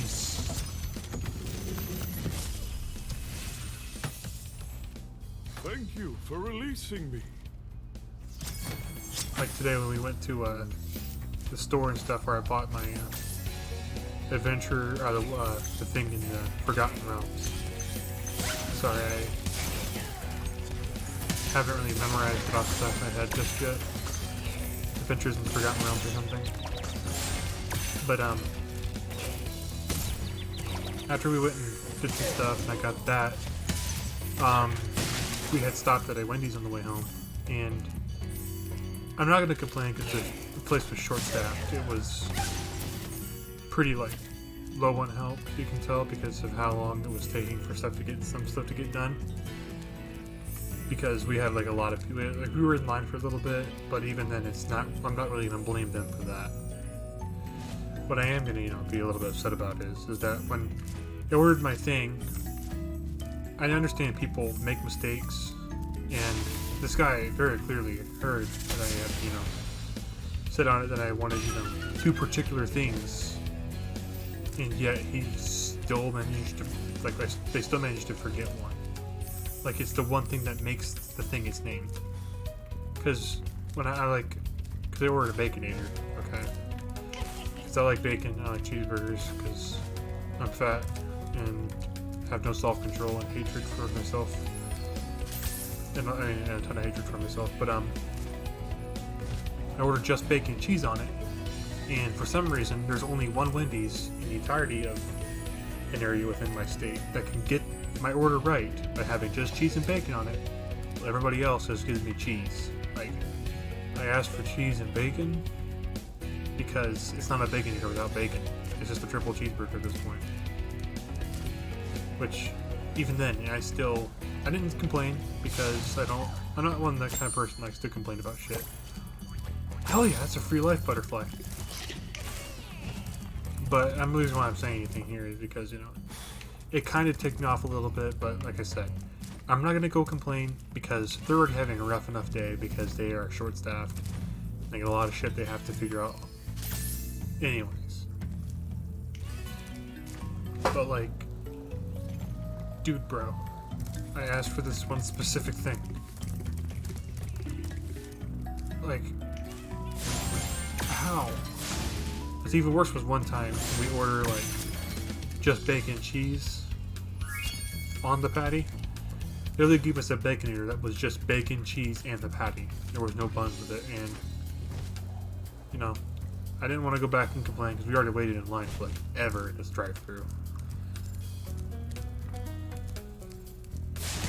Just, granted, the person who ordered it for me wasn't very clear that they wanted it on the bun. But, you know, it's kind of a given, I thought. You know, so like I said, I don't like talking about that kind of stuff because it seems like I'm just complaining to complain. And even then, I'm not gonna, you know, go and bitch out the restaurant because they made a small mistake like that.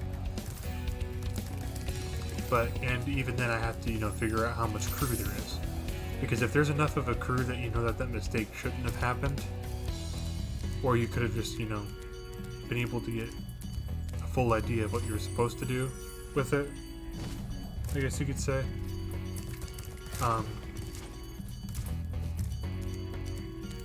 Then maybe, you know, you'd have right to complain. I don't like playing that customer's always right card because there are times where I'm in the wrong, but I'm not gonna, you know, fight it. But even if I am in the right, I'm not gonna fight it. And there's no sense in fighting it if I'm in the wrong. You know, that's just how I roll. I don't like being an asshole. There you go. That's the long and short end of it there, is I don't like being an asshole. Even at times where I have to be an asshole. Okay, so these guys are giant. You cannot attack them.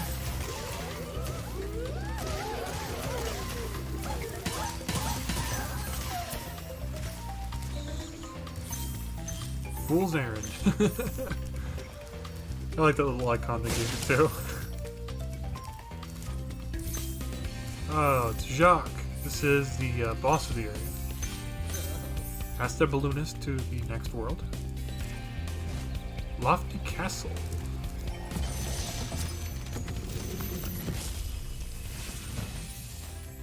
Welcome to the Dreamweavers, young one. While chasing Nasty's minions in this world, you must expect the unexpected and prepare for what is not there.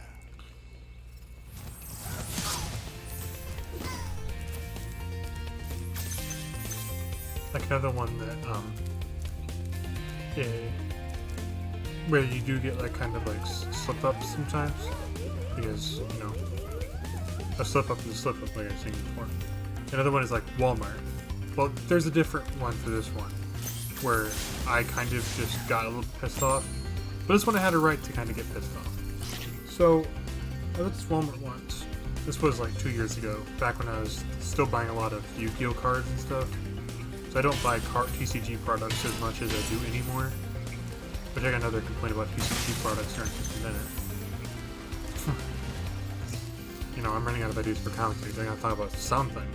Anyways. So, there's these boxes that had some Yu-Gi-Oh card packs in them. And with these card packs, there came 2 promos. And around this time is when number 38, Hope Harbinger Titanic Dragon Galaxy was like really much needed for me, because my friends and I had Blue Eyes White Dragon decks, and the most important monster in the extra deck that we used was number 38. And the problem is, number 38 at that time, before these even existed, was only ever printed once as a gold rare. in the set premium gold, which even then, good luck getting a hold of a fucking, you know, premium gold box, because they are really hard to come by. Probably. I did find one on eBay where we got where we actually got a gold rare Hope Harbinger. It's also the only way you get a hold of a number 35 Ravenous Tarantula. I think it's 84 Pain Gainer, because it's, see, 49. If you add 7, makes it 56. If you add 7, that's 63. If you add 7, it's 80. No, 70. God. Here I am doing terrible math here. 70, 77, which is 7 sins. Yeah, 84 is Pain Gainer. And then 77 is 7 sins. There's the only way you can get a hold of those cards is through premium rare packs, or premium gold packs. Which is, like, really dumb. But even then, you know, getting a hold of a premium gold box, you're not gonna, you know, complain about anything you get out of that. Because they're all, you know, gold rare. Which look really cool. They are my favorite rarity of cards, next to the Ghost Rare. But the problem is, Ghost Rares are a lot harder to come by. Especially Ghost Rare Honest, which my friend got me one year for Christmas. And I still cherish that fucking thing with all my life.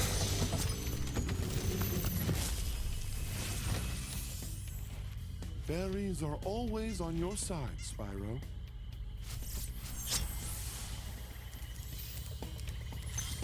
But another one is Ghost Rare Firewall, because one of my favorite TCG cards I think had come out, especially when it comes to like just naming convention in general, was Fireball Dragon, because dragons are like the most fucking coolest thing ever to me. Like, I like dragons a lot.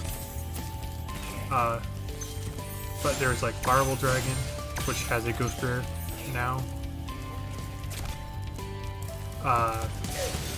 But his is like super fucking expensive, and it's also the post-eroded version of Firewall, which a lot of people probably either don't play or still play. I'm not sure. I don't really keep up with competitive Yu-Gi-Oh! Because I've only ever played for fun. Pardon me. It's a lot like Overwatch, which I haven't touched in a while either. I play for fun, and I never really understood why people try so hard when it comes to competitive. Like, well, not when it comes to competitive. Thank you for releasing me. Hang on a minute, I'll be right back.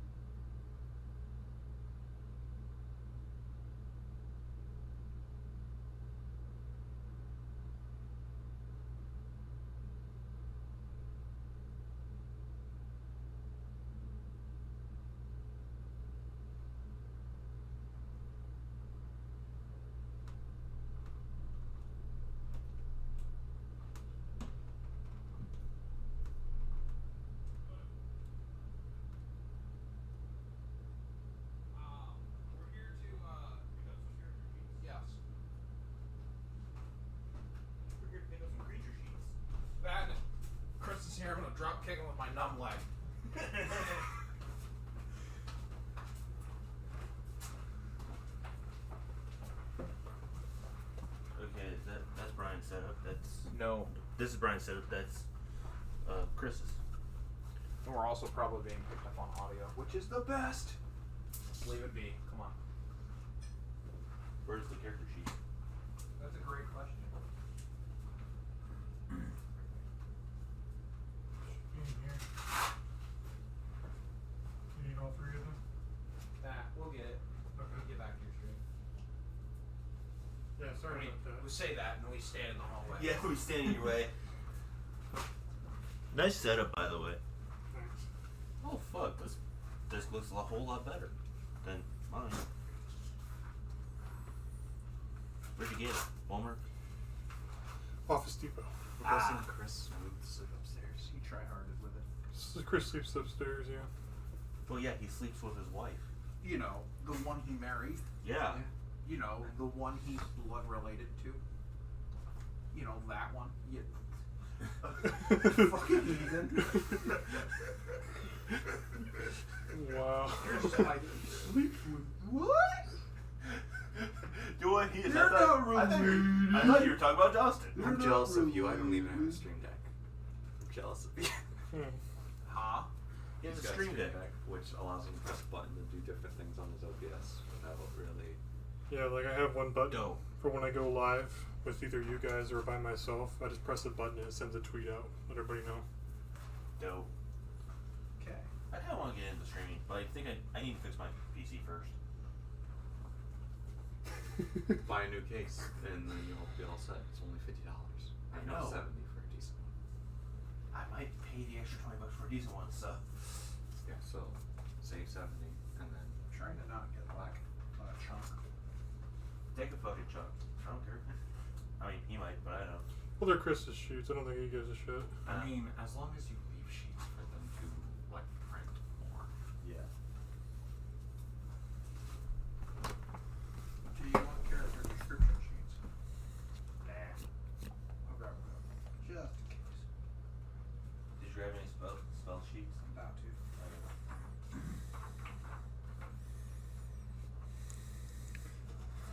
So, Brian, Yeah. about to be called captain before too long.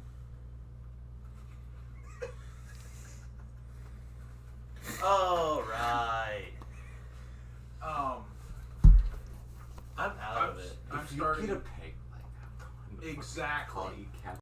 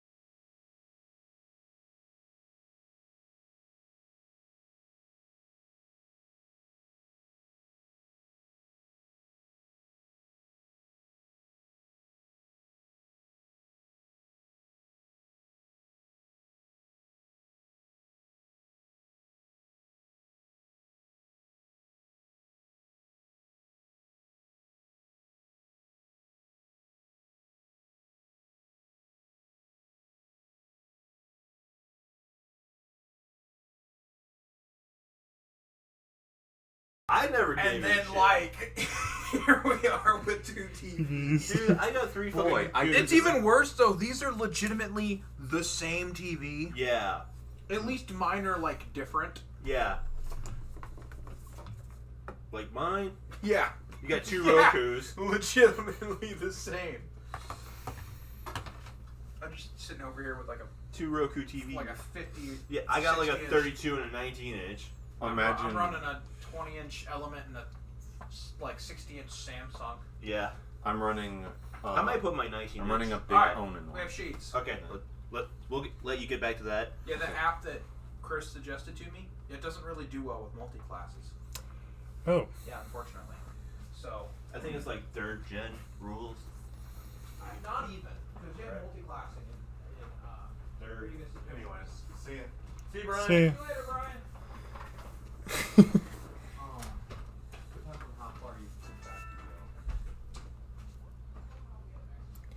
go. Sorry about that. Actually, that was actually a pretty welcome addition because I didn't actually know what was going on. Yeah, so it turns out they actually had tried to call me on Discord and message me on Discord, and since I'm in streamer mode on Discord, it kind of like didn't get notifications. So like I don't know if you guys saw chat when that happened, but I didn't see it till after. Yeah, 'cause my display capture is below my chat box, so my chat box will always appear above my display capture. But anyways, I didn't know they were there.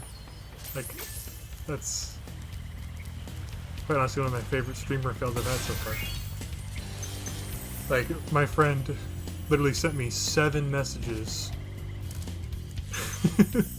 asking me to let him in, and I'm like, oh fuck, I didn't get any of these. And they're like, you're on streamer mode. I'm like, I don't know. Yeah, they.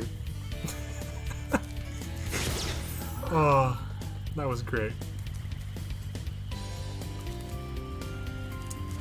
Definitely like a much needed like laugh and heaping dose of fucking serotonin to get me through this week.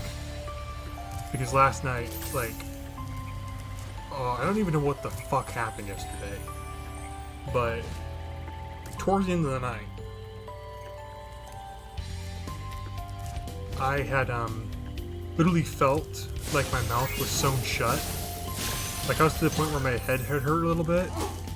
And when I joined Discord, I did not feel like talking at all, and my mouth would not move at all. I couldn't move my mouth. It sucked, and just that right there was great. Like, I almost had to keep it in for the recording instead of having my editor take it out. But I think I might just keep it in, do like I did with my editor for one, where I'm like, hey, there was a bit of a break here because my capture card was not working, so I need you to edit stuff where it says that the stream, you know, it wants to feel like a raw experience for stream. So keep it in, but let them give it a warning to where you could like go back, you can go forward to skip all this if you don't want to sit through all of it. That sort of thing. So I haven't actually asked them, so I was going to ask them when they were here, but I was just so caught up by surprise that they were here. But I haven't actually asked the group about the revival of the what's it called? The revival of the podcast, because I had canceled the podcast due to the fact that it was boring as shit for my viewers. I felt maybe some of you guys found enjoyment. Like I highly doubt it, but I felt that it was boring because it was just me. So I wanted to get some co-commentators because having somebody to be able to bounce off the idea of and give, talk about it is a lot easier than having to come up with a bunch of different ideas and then bounce like 13 different topics off of that one by itself. It's not easy. And anyone who does solo podcasting you earn a massive heap of respect from me. Like, it's not easy. It really is not.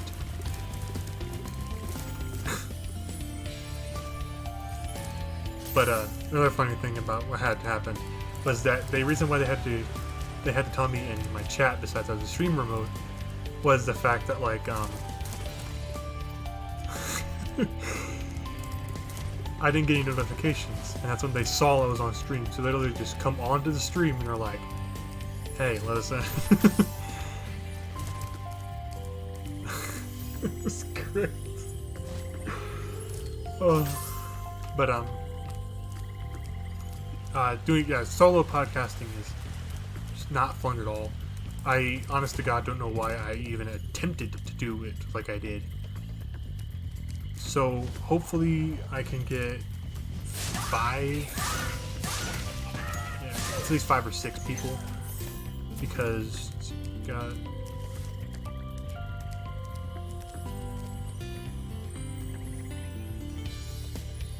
So like at least 6 other co-hosts to possibly join me, which I will have to, run them down. We will avoid these topics specifically for the fact that I don't want to cause controversy, and for the fact that I know that these kind of things will piss people off and not want to watch the podcast. Because the thing is, when you get political, a lot of people like to start wars, like to turn the comment section into no man's land. And honest to God, really irritates me when people just get into big wars in a comment section of a fucking YouTube video, especially over something like super minor and dumb. Like, I'm not by any means going to defend anybody when I say this part,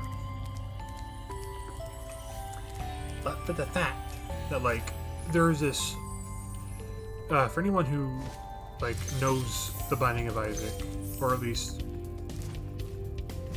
probably played a couple of mods, knows of this mod that's called Isaac Wybirth. So Wybirth is actually an Isaac mod that is created solely for the purpose of being a 100% joke. Because a lot of items in the game are completely pointless. Like, there's one item in the game that kills you if you use it. There's items that will literally make your speed go down to 0.1 and not be able to move at all. There is an item that disables your ability to pick up items. Which is the item that disables your ability to be able to shoot tears. Which means the game's completely unplayable at this point.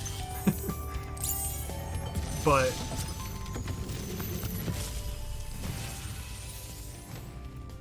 Spyro, thanks. Supercharge will get you to new places here in Lofty Castle too. See where it takes you.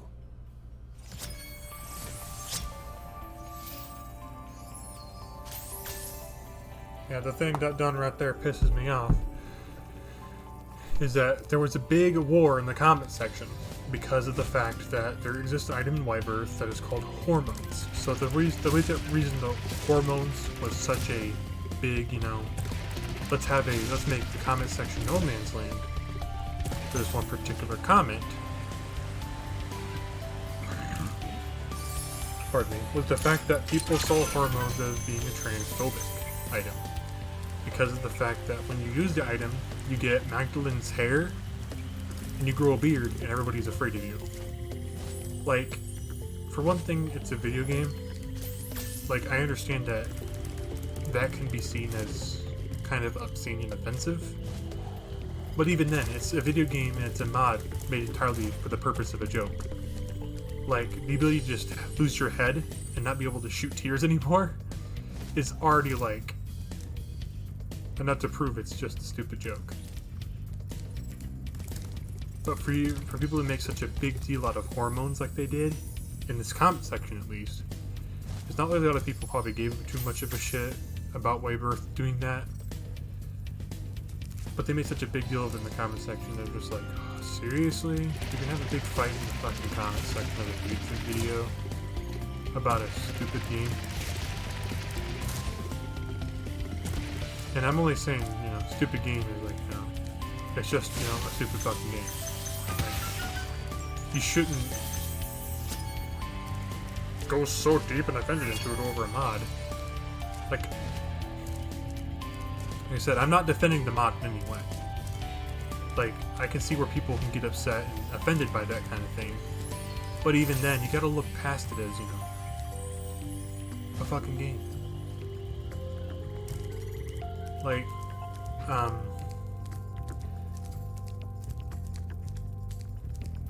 if they made fun of, you know, for being... Like, there's even video games that just outright insult you for being bad at the game. And by that, you know, they make the game easier. Because you're playing terribly. I don't get offended by that because I'm terrible at video games. Because I know it's just built in there for a fucking joke. Like, seriously.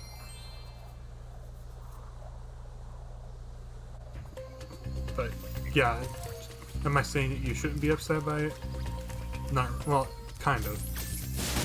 But, you know, it's just a stupid fucking joke. Because the thing is, if you take jokes, you gotta be able to take jokes and, you know, take the more serious things and just make a little bit of light out of them because, you know, life's not gonna be around forever. You're not gonna be around for me forever. Nobody makes it out alive. It means you just gotta be able to joke about stuff once in a while. I just they're getting really bad at explaining things again. But yeah, it turned that entire comment thread into like a big fucking argument because of a stupid item. Like I said, there probably are a lot worse items in that mod that you probably could be talking about. Like for the fact that there's one that really just makes you commit suicide. Like, suicide's not really a topic that you should really make too many jokes about. Because it's kind of a serious thing. Like, depression sucks, and getting to that point sucks.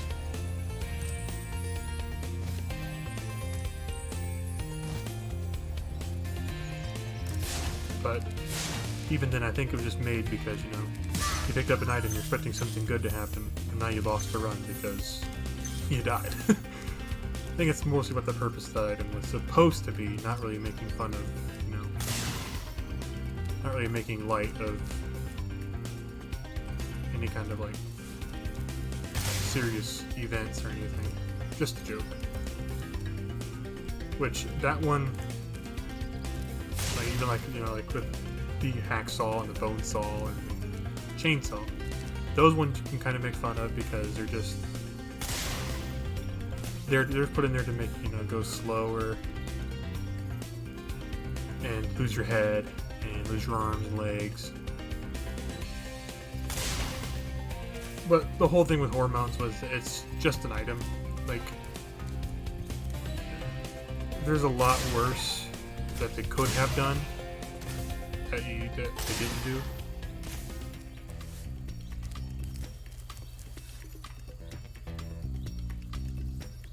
Like, I'm trying to think. There was one thing that was like really, really bad.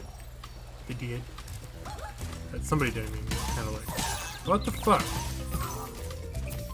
I forget what it was, but either way, it like really pissed people off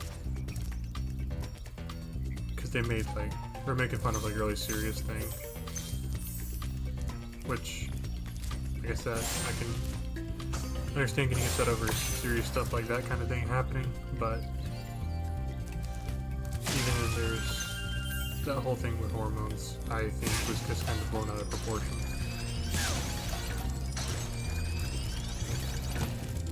Like, literally the item in a stupid mod.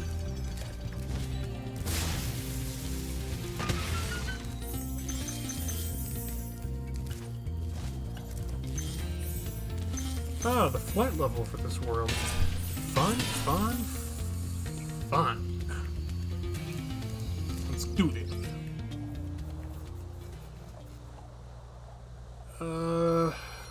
Almost to the 2-hour mark, which I'm gonna go a little bit over. So I kind of want to get the. Kind of want to go to 11. Try to go to 11. But, I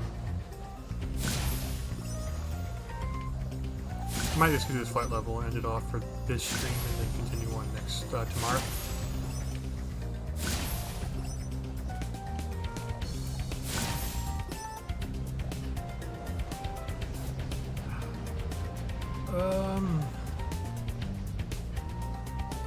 Yeah, I think I might have fucked it up already.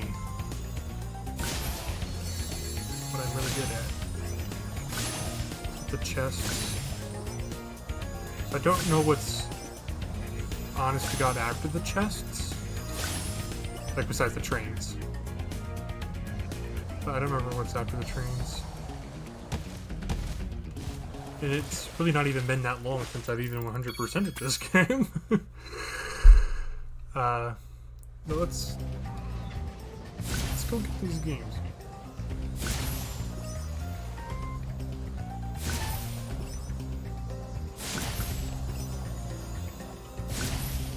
Speaking of Isaac, I've been keeping up with Northern Alliance series, and it's kind of cool to see that he's actually almost done with the game. Like he's just got to get C-section and spin down dice. I did a spin down dice, little Abaddon to get C-section, which I have another rant about that whole fucking thing there. Not in Northern Line. Northern Line's fine. It's more or less just the whole thing of little Abaddon, C-section, spin down dice. But I kind of want to go back to that card thing I was talking about. Yeah, it's like one of those things that had Hope Harbinger. This was before. Yeah, it had Hope Harbinger. This was before this whole thing of printing. And I fucked up. So, had Hope Harbinger. And it had, what's it called? It's Hope Harbinger, and another card like Eternal Galaxy, which I'm pretty sure there was another card besides Eternal Galaxy, but I had, damn it, I scratched my fucking right on my upper lip and I fucking fucked it up. Anyways, I had like Eternal Galaxy and Hope Harbinger, Titanic Dragon Galaxy. Well, I'm just gonna die. I screwed it up already. I don't know how I managed to keep fucking this up. But I had Eternal Galaxy and Hope Harbinger. I went to go pay for it, I mean. So I scanned the thing and saw that was above the price that the tag had set. Now, I went and made sure that this tag matched the price exactly. Like, I went like this one guy who went and bought this toothbrush for a penny or whatever. Like, he got roasted, or he got, you know, told online because he was trying to give them the wrong barcode thing because they think it was just for inventory. I can't remember the exact story, but he did something with a fucking toothbrush, electric toothbrush, and he was pretty much put the cashier in a situation that if she didn't give him the toothbrush at this price, she probably would have lost her job, and if she did give him the toothbrush at that price, she would have lost her job. Okay, evidently we don't do the chest first. We'll save the chest for later. Let's do the lights first. But yeah, he pretty much put her in this situation where if she didn't give him the toothbrush for this price, she was going to lose her job, and if she did, she was going to lose her job. And people were, you know, telling him off about it. Anyways, I made sure it was the right tag. I even offered to show this person that the price that they scanned up was wrong. They told me that they were not going to change it because it said $10 on the tag. Because it was $10. Every other Walmart I've ever been to that paid for that kind of product was $10. And when I went to even show the person, they're like, well, I'm not going to change it. And whenever I went to go check out, you know, I still bought it anyway. Because, you know, she didn't want to, you know, change it because, you know, it's the wrong fucking price anyway. So I bought it at, you know, the price it scanned up, which it scanned up at fucking $15. And I immediately, like, called somebody up so I can get some answers of why, you know, she didn't want to, you know, change the price for me to, you know, get me the tag is like listed on the tag. And as soon as I had got through to somebody, they hung up on me. And that pissed me off. So I called back again, and I was left on hold the entire fucking time. And I'm like, okay. I'll never shop in this particular Walmart anymore ever again. So I didn't. It's their fault. Because like I said, it doesn't bother me so much that they didn't give me the price. They didn't give me for me at the price that I did pay. The problem is the fact that she literally said that she was not going to change the price for me, even though I was going to be willing to be able to help show that I wasn't trying to just get a better deal. Because it quite literally said on there that it was $10, and it when it rung up 15 and she refused to change it, that's where the problem started.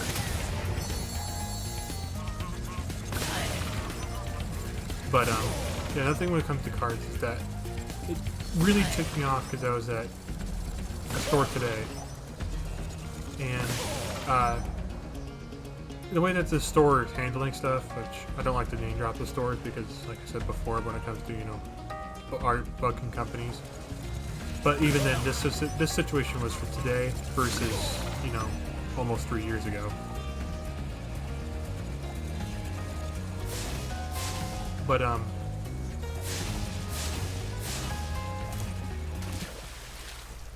it wasn't even so much that, you know, there was like a price problem with this particular kind of thing I have.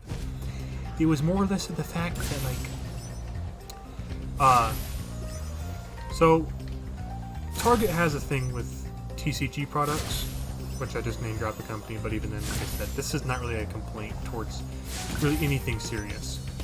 But it's more or less the fact that Target has this new policy against TCG products where on the hanger that they're on, they are locked for some spots because of this whole thing that had happened. Which I'm not, you know, being mad at Target for safety concern, but the thing that was annoying was that the particular product I was buying was locked on this shelf, and the thing was that you could buy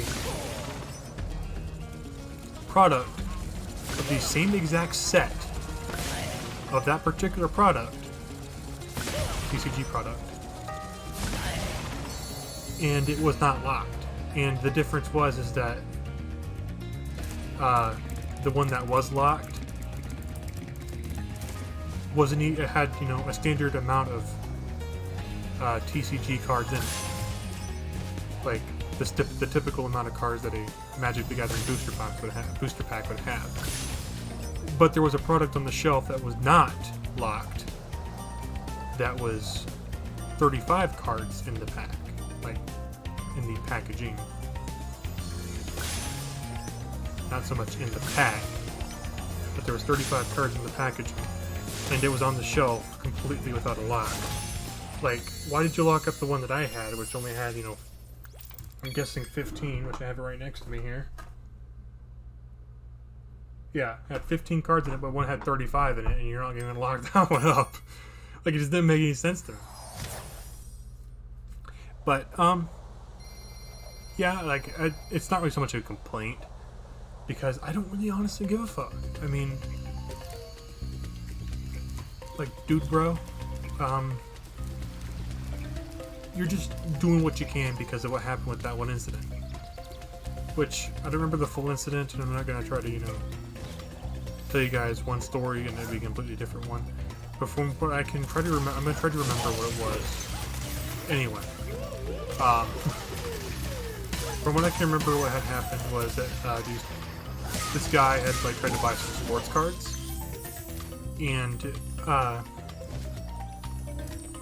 he had gotten, like, the last on the shelf, and these 4 guys, like, went out and tried to assault him, and he pulled a knife or a gun on them.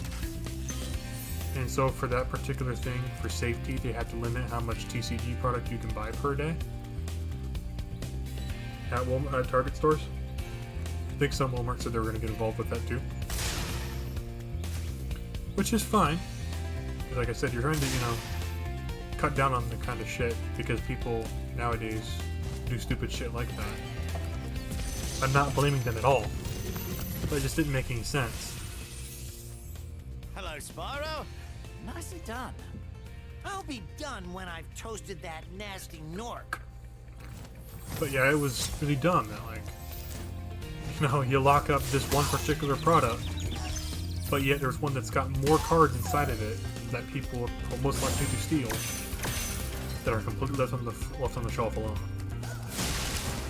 Like, I get, you know, it's kind of annoying having to ask an associate, have to stop an associate from their busy time schedule, because I'm not saying that as like an asshole-ish sort of like remark, because retail people do a lot of shit, and the reason why I can attest to that and be able to say that that is true is because I have myself as once a retail worker. The fools you see in this world are invincible, but that does not mean they shouldn't be attacked. Sounds all right to me. And 4 of my friends are also work in retail, or are in retail. Well, at least 3 of them are in retail. But yeah, retail workers got a lot of shit they have to handle. I didn't shrink that one. Yeah, I guess I gotta fly over and fucking shrink this cunt. But yeah, I get not have, you know, not want, you know, disturb them all day to get you your TCG products. But even then, if you're gonna lock up one, why leave the other ones left alone? Especially when one has more bullshit in it than the other one does. But that could also come down to the fact that the one product that I had bought, is guaranteed like foil cards, which typically a foil card is going to be a bit more expensive. Well, card values are mostly determined on the amount of like usability, versatility, and the rarity of the card. So I said I was going to do the last level, but I want to do one more because I got talking about that and I'm just like lost track, and I was like, ah, fuck it, we'll do one more level. Let's go do Haunted Towers. I don't know how many levels are left after Haunted Towers. I think just Jacques is left after this. Which, surprisingly enough, Jacques is actually a member of my island on Animal Crossing. Which is kind of funny. Speaking of Animal Crossing, it reminds me of my island's name, which reminds me of what had recently happened here. So, as you guys probably remember, I had posted that I had not been in a good enough headspace to be able to write again. Well, that kind of changed to where I was able to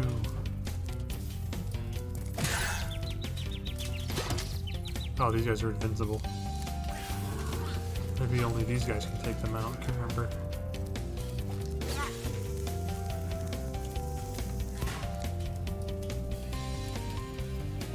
They get a super ability. You get an ability for this level.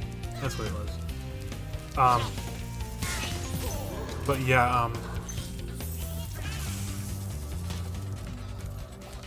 have to come back when I have the super ability. I managed to get some stuff written after not being able to write there for a little while. But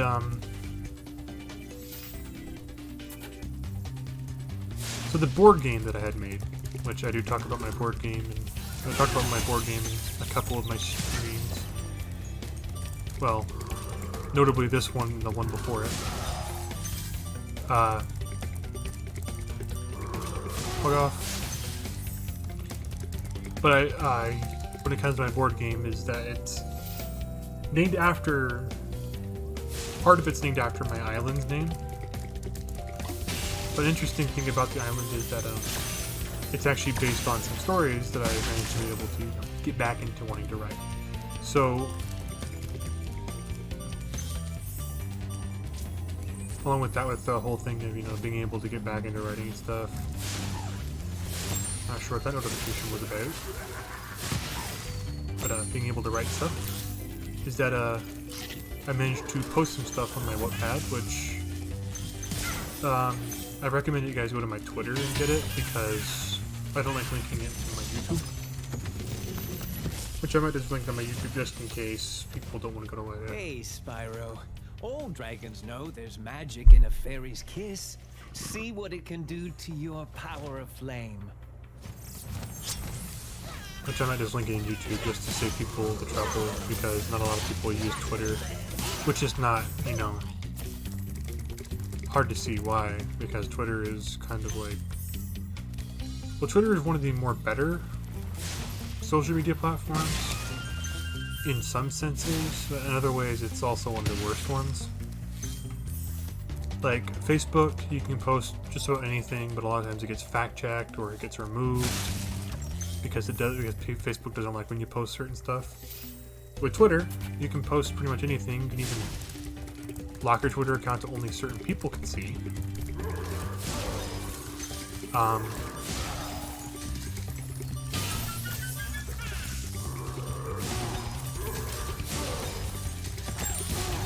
But Twitter also tends to show its true colors of being, or tends to show the colors of being a complete shit show at times. And by forcing you guys to sign up just to go to, well, my account's not privatized by any means, but I will block people when I need to for some obvious reasons, as you know, being an asshole. But my Twitter is by no means. You don't have to have like a whole account and you have to follow me in order to access the thing to my Twitter to get the link to my Wattpad to be able to read my stories if you don't want to. All you gotta do is like log on and go to my did I link it in my pinned tweet? I can't remember. But I'll just put one inside the fucking comment section, or inside the description box. Not a big deal at all. And for those who want to watch it on stream, I did post it here recently on Twitter. If you guys follow me on there, if you want to grab it from there, or you have to wait till it goes to YouTube and snag it from there. Yeah, my stories are actually just kind of shit anyway, so I don't blame anybody if you not want to read them, if at all.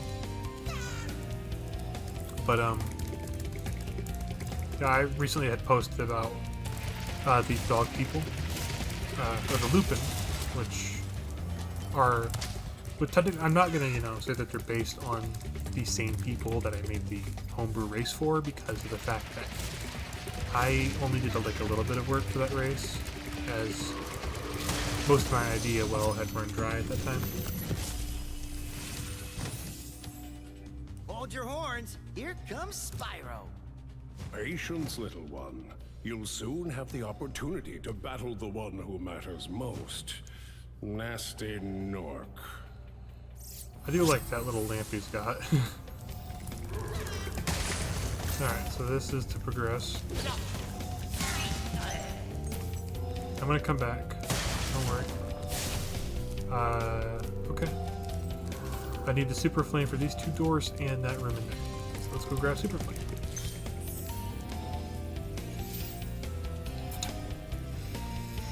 The Fairy's Kiss. Bye. All y'all can Soogle.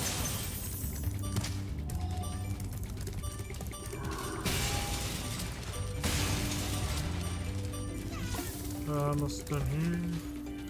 Okay. I'm gonna go back and get... That's it.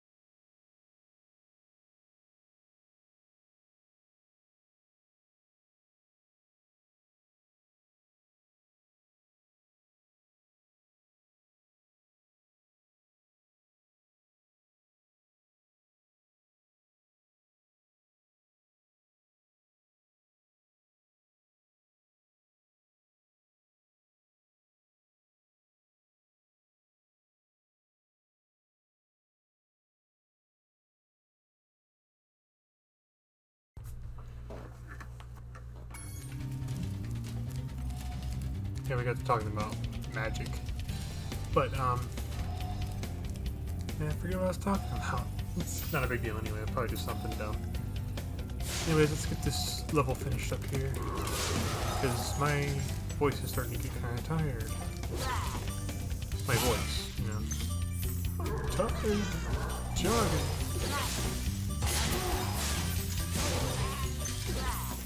Okay, I'm gonna be able to get off of that one. I gotta go back.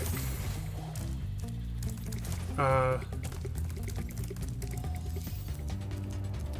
feel like I had to supercharge them this way.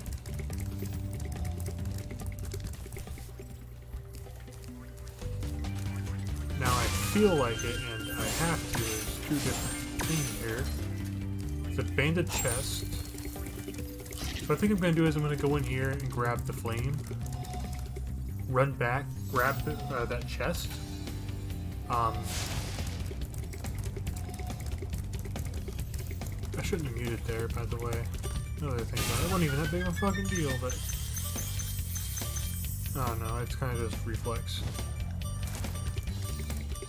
Maybe tomorrow maybe tomorrow I'll take a break from Spyro, even though I pretty much have taken a break a lot, but part of me also wants to get some people online. But the thing is that it's going to be a late stream if I do that. Another thing is I don't know if we're all going to be able to play tomorrow anyway, because the internet issues I talked about at the beginning of the stream. When it comes to how awful Mikicom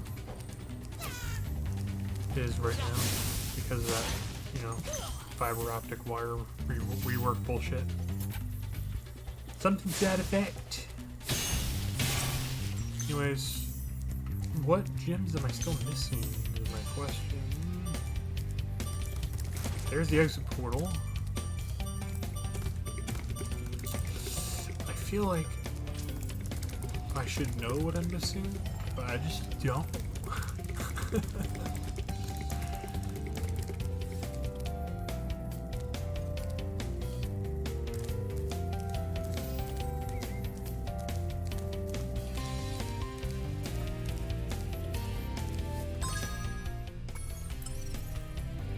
Okay, apparently it's up there. Let's fly back. So yeah, I'll be done here after I finish. If I find one more dragon and get the rest of these gems, and then I'm gonna hang it up. I'm gonna supercharge. Just because I can.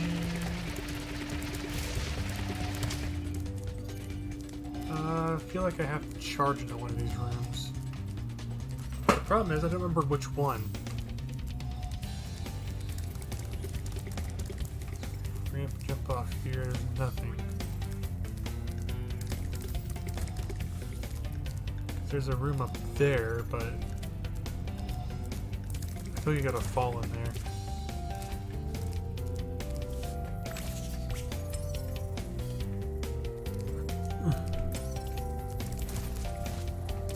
How do I...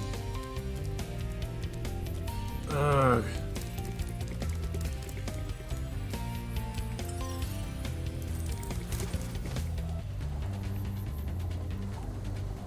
I'm just gonna fucking fall off the cliff here because I don't know where to go. Okay.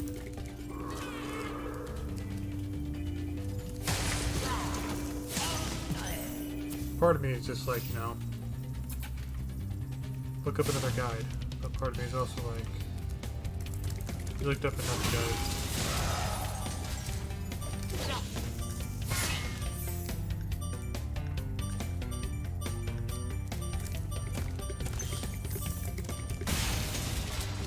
I think I might just try to do a supercharge all the way around, because part of me is also thinking that I don't have to do that, but another big part of me is also saying I have to do that. Because maybe there's something up here. I got this feeling. I got this, like, honest to God feeling, man, that I'm missing something pretty obvious.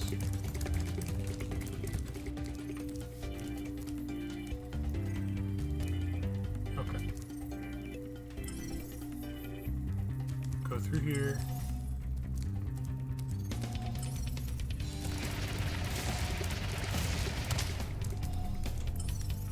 It keeps saying it's up there. There's no way up there. Don't get what he's trying to say. Like, Sparks, if you can be a bit more clear here, pal. That'd be like the most swiftest fucking thing you could possibly ever do. Please. I got a feeling I'm gonna have to look up a guide. Alright, looks like I'll be right back.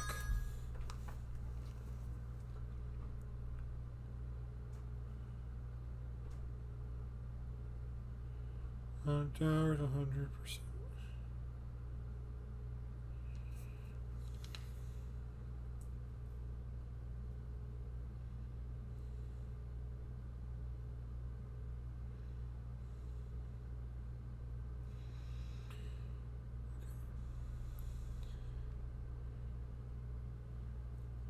Flame to work eater. 15 seconds, rush back, kill 310, including the one on the balcony, restarted. Okay, I've already got that. Checkpoint.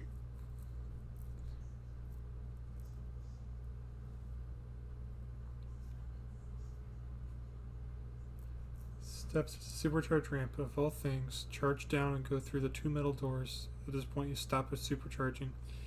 Go through the yellow corridor at the end and turn left. Get Super Flame. You got that. Turn to the purple fairy, another kiss. 2 metal doors. 10 soldier behind the right one. On the opposite end of the room. Before continuing, bust down the door, last door of the hall. Free the dragon. See in the doorway where Lutello was, and look left. Go through the doorway. Pick up a 1-up oyster. The golden green topper chest. Sealed chest. There's a sealed chest that will require you to torch it. Purple fairy nearby, but once you do, you'll be rewarded with 4 red gems, 2 greens, 3 blue, and a gold. Make a U-turn and go left through the doorway opposite of the purple fairy, with the steps in on the front.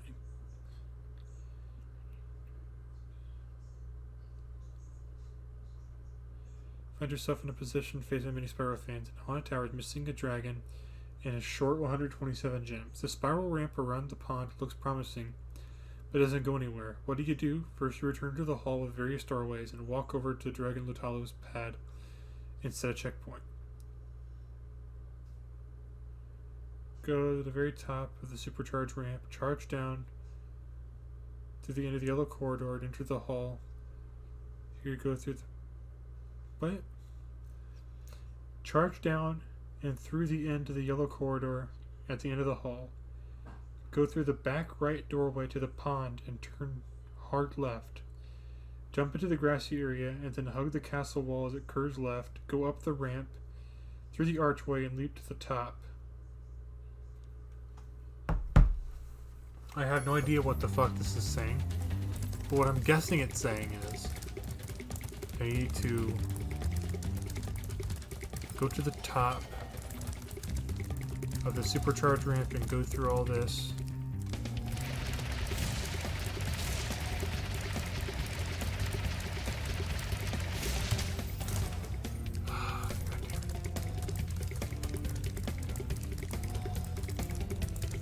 Remember last stream where I kept having to, remember that one stream where I did Wizard's Peak, where I kept trying to, do the supercharge thing, even though I wasn't supposed to do that?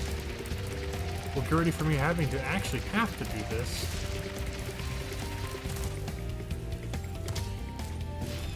And I'm failing every fucking time.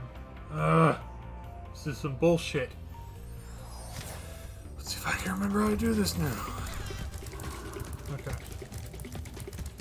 So let me actually go back and get that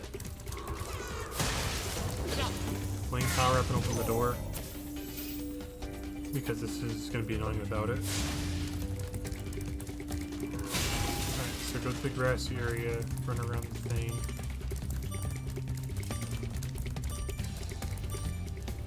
I'm gonna have to look up a video guide because this telling me how to do guide is really stupid.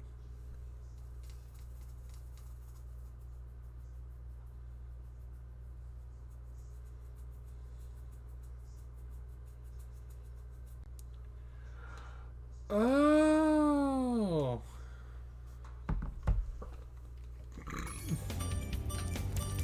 I, as always, was doing something wrong.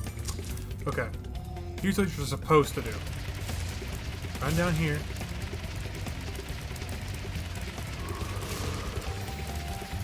Jump.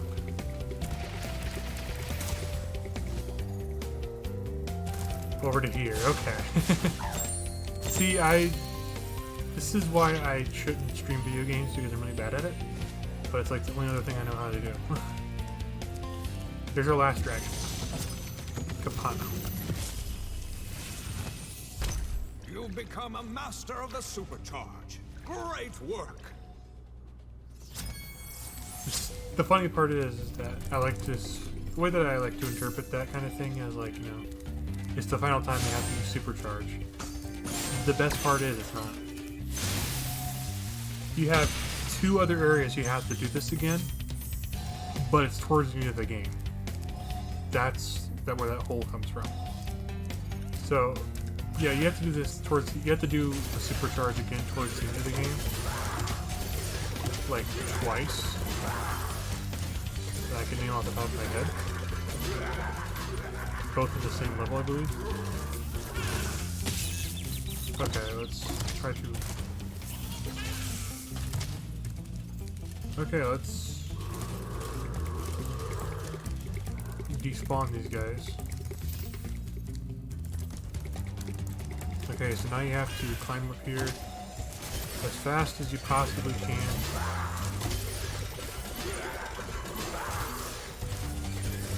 This is gonna take a couple of tries.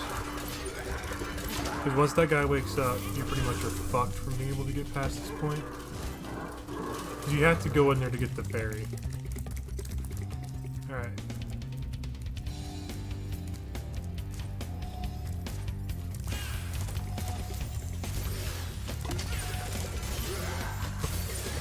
Oh, seriously.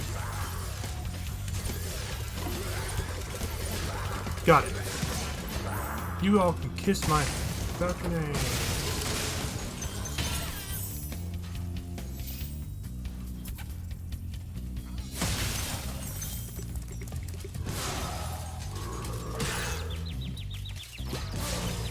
So this one seems to last longer.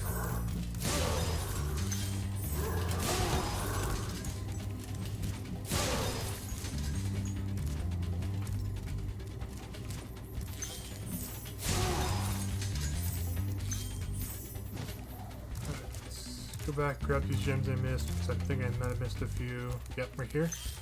And right here. I think that's everything. Except for this banded chest out here.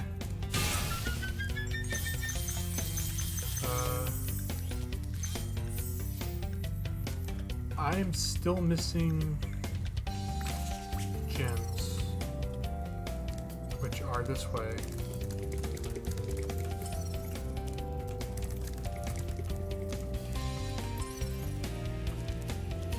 I'm gonna go upward. I almost guarantee it's probably not in here.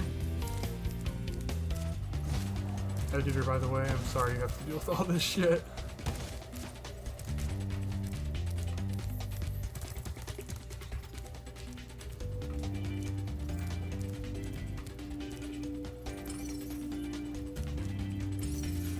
Right there. Okay, so the rest is down there.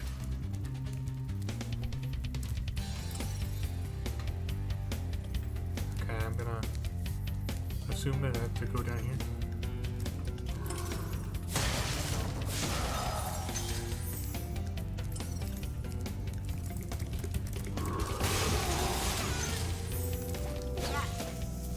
Kill this thing. maybe I missed some things over here. Can't ask Sparks.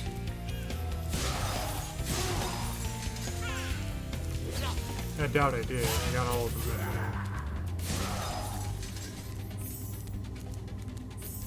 So here in a minute, I'm actually gonna go find the fodder animal and get my Sparks back, because without him I won't know where the gems are, because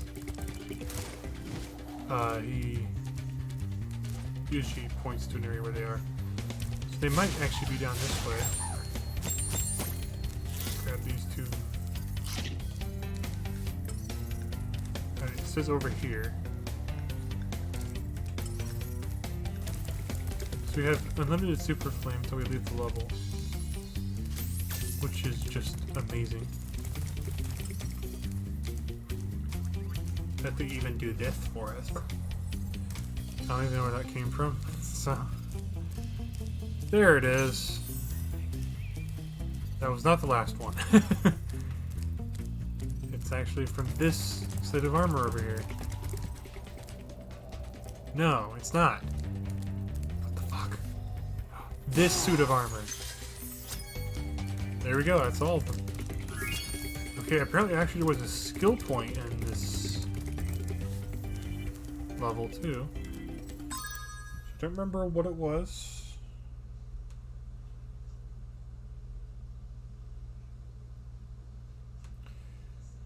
This balcony, you can get a skill point and reignite it. Look towards the blue roofed building where the second purple fairy in this level is, and look at the flat light at the corner. The blue wizard. Okay. So let's go back to that balcony that we were at. It's over here. We're almost gonna go to 3 hours, which, again, I'm sorry, editor. But part of those was actually one of the greatest things in history. One of the greatest things that's happened so far with my streaming career. It was an IRL raid. So claim that blue hat there and you get a skill point for it. Which is just nice. It's very nice, Caesar John. Trying to reference JoJo Part 2, but apparently I think I was doing it wrong. I mean, go finish this up. So I really gotta pee. And I'm not gonna pause this video I'm not gonna pause this stream any more than I am. Return to home.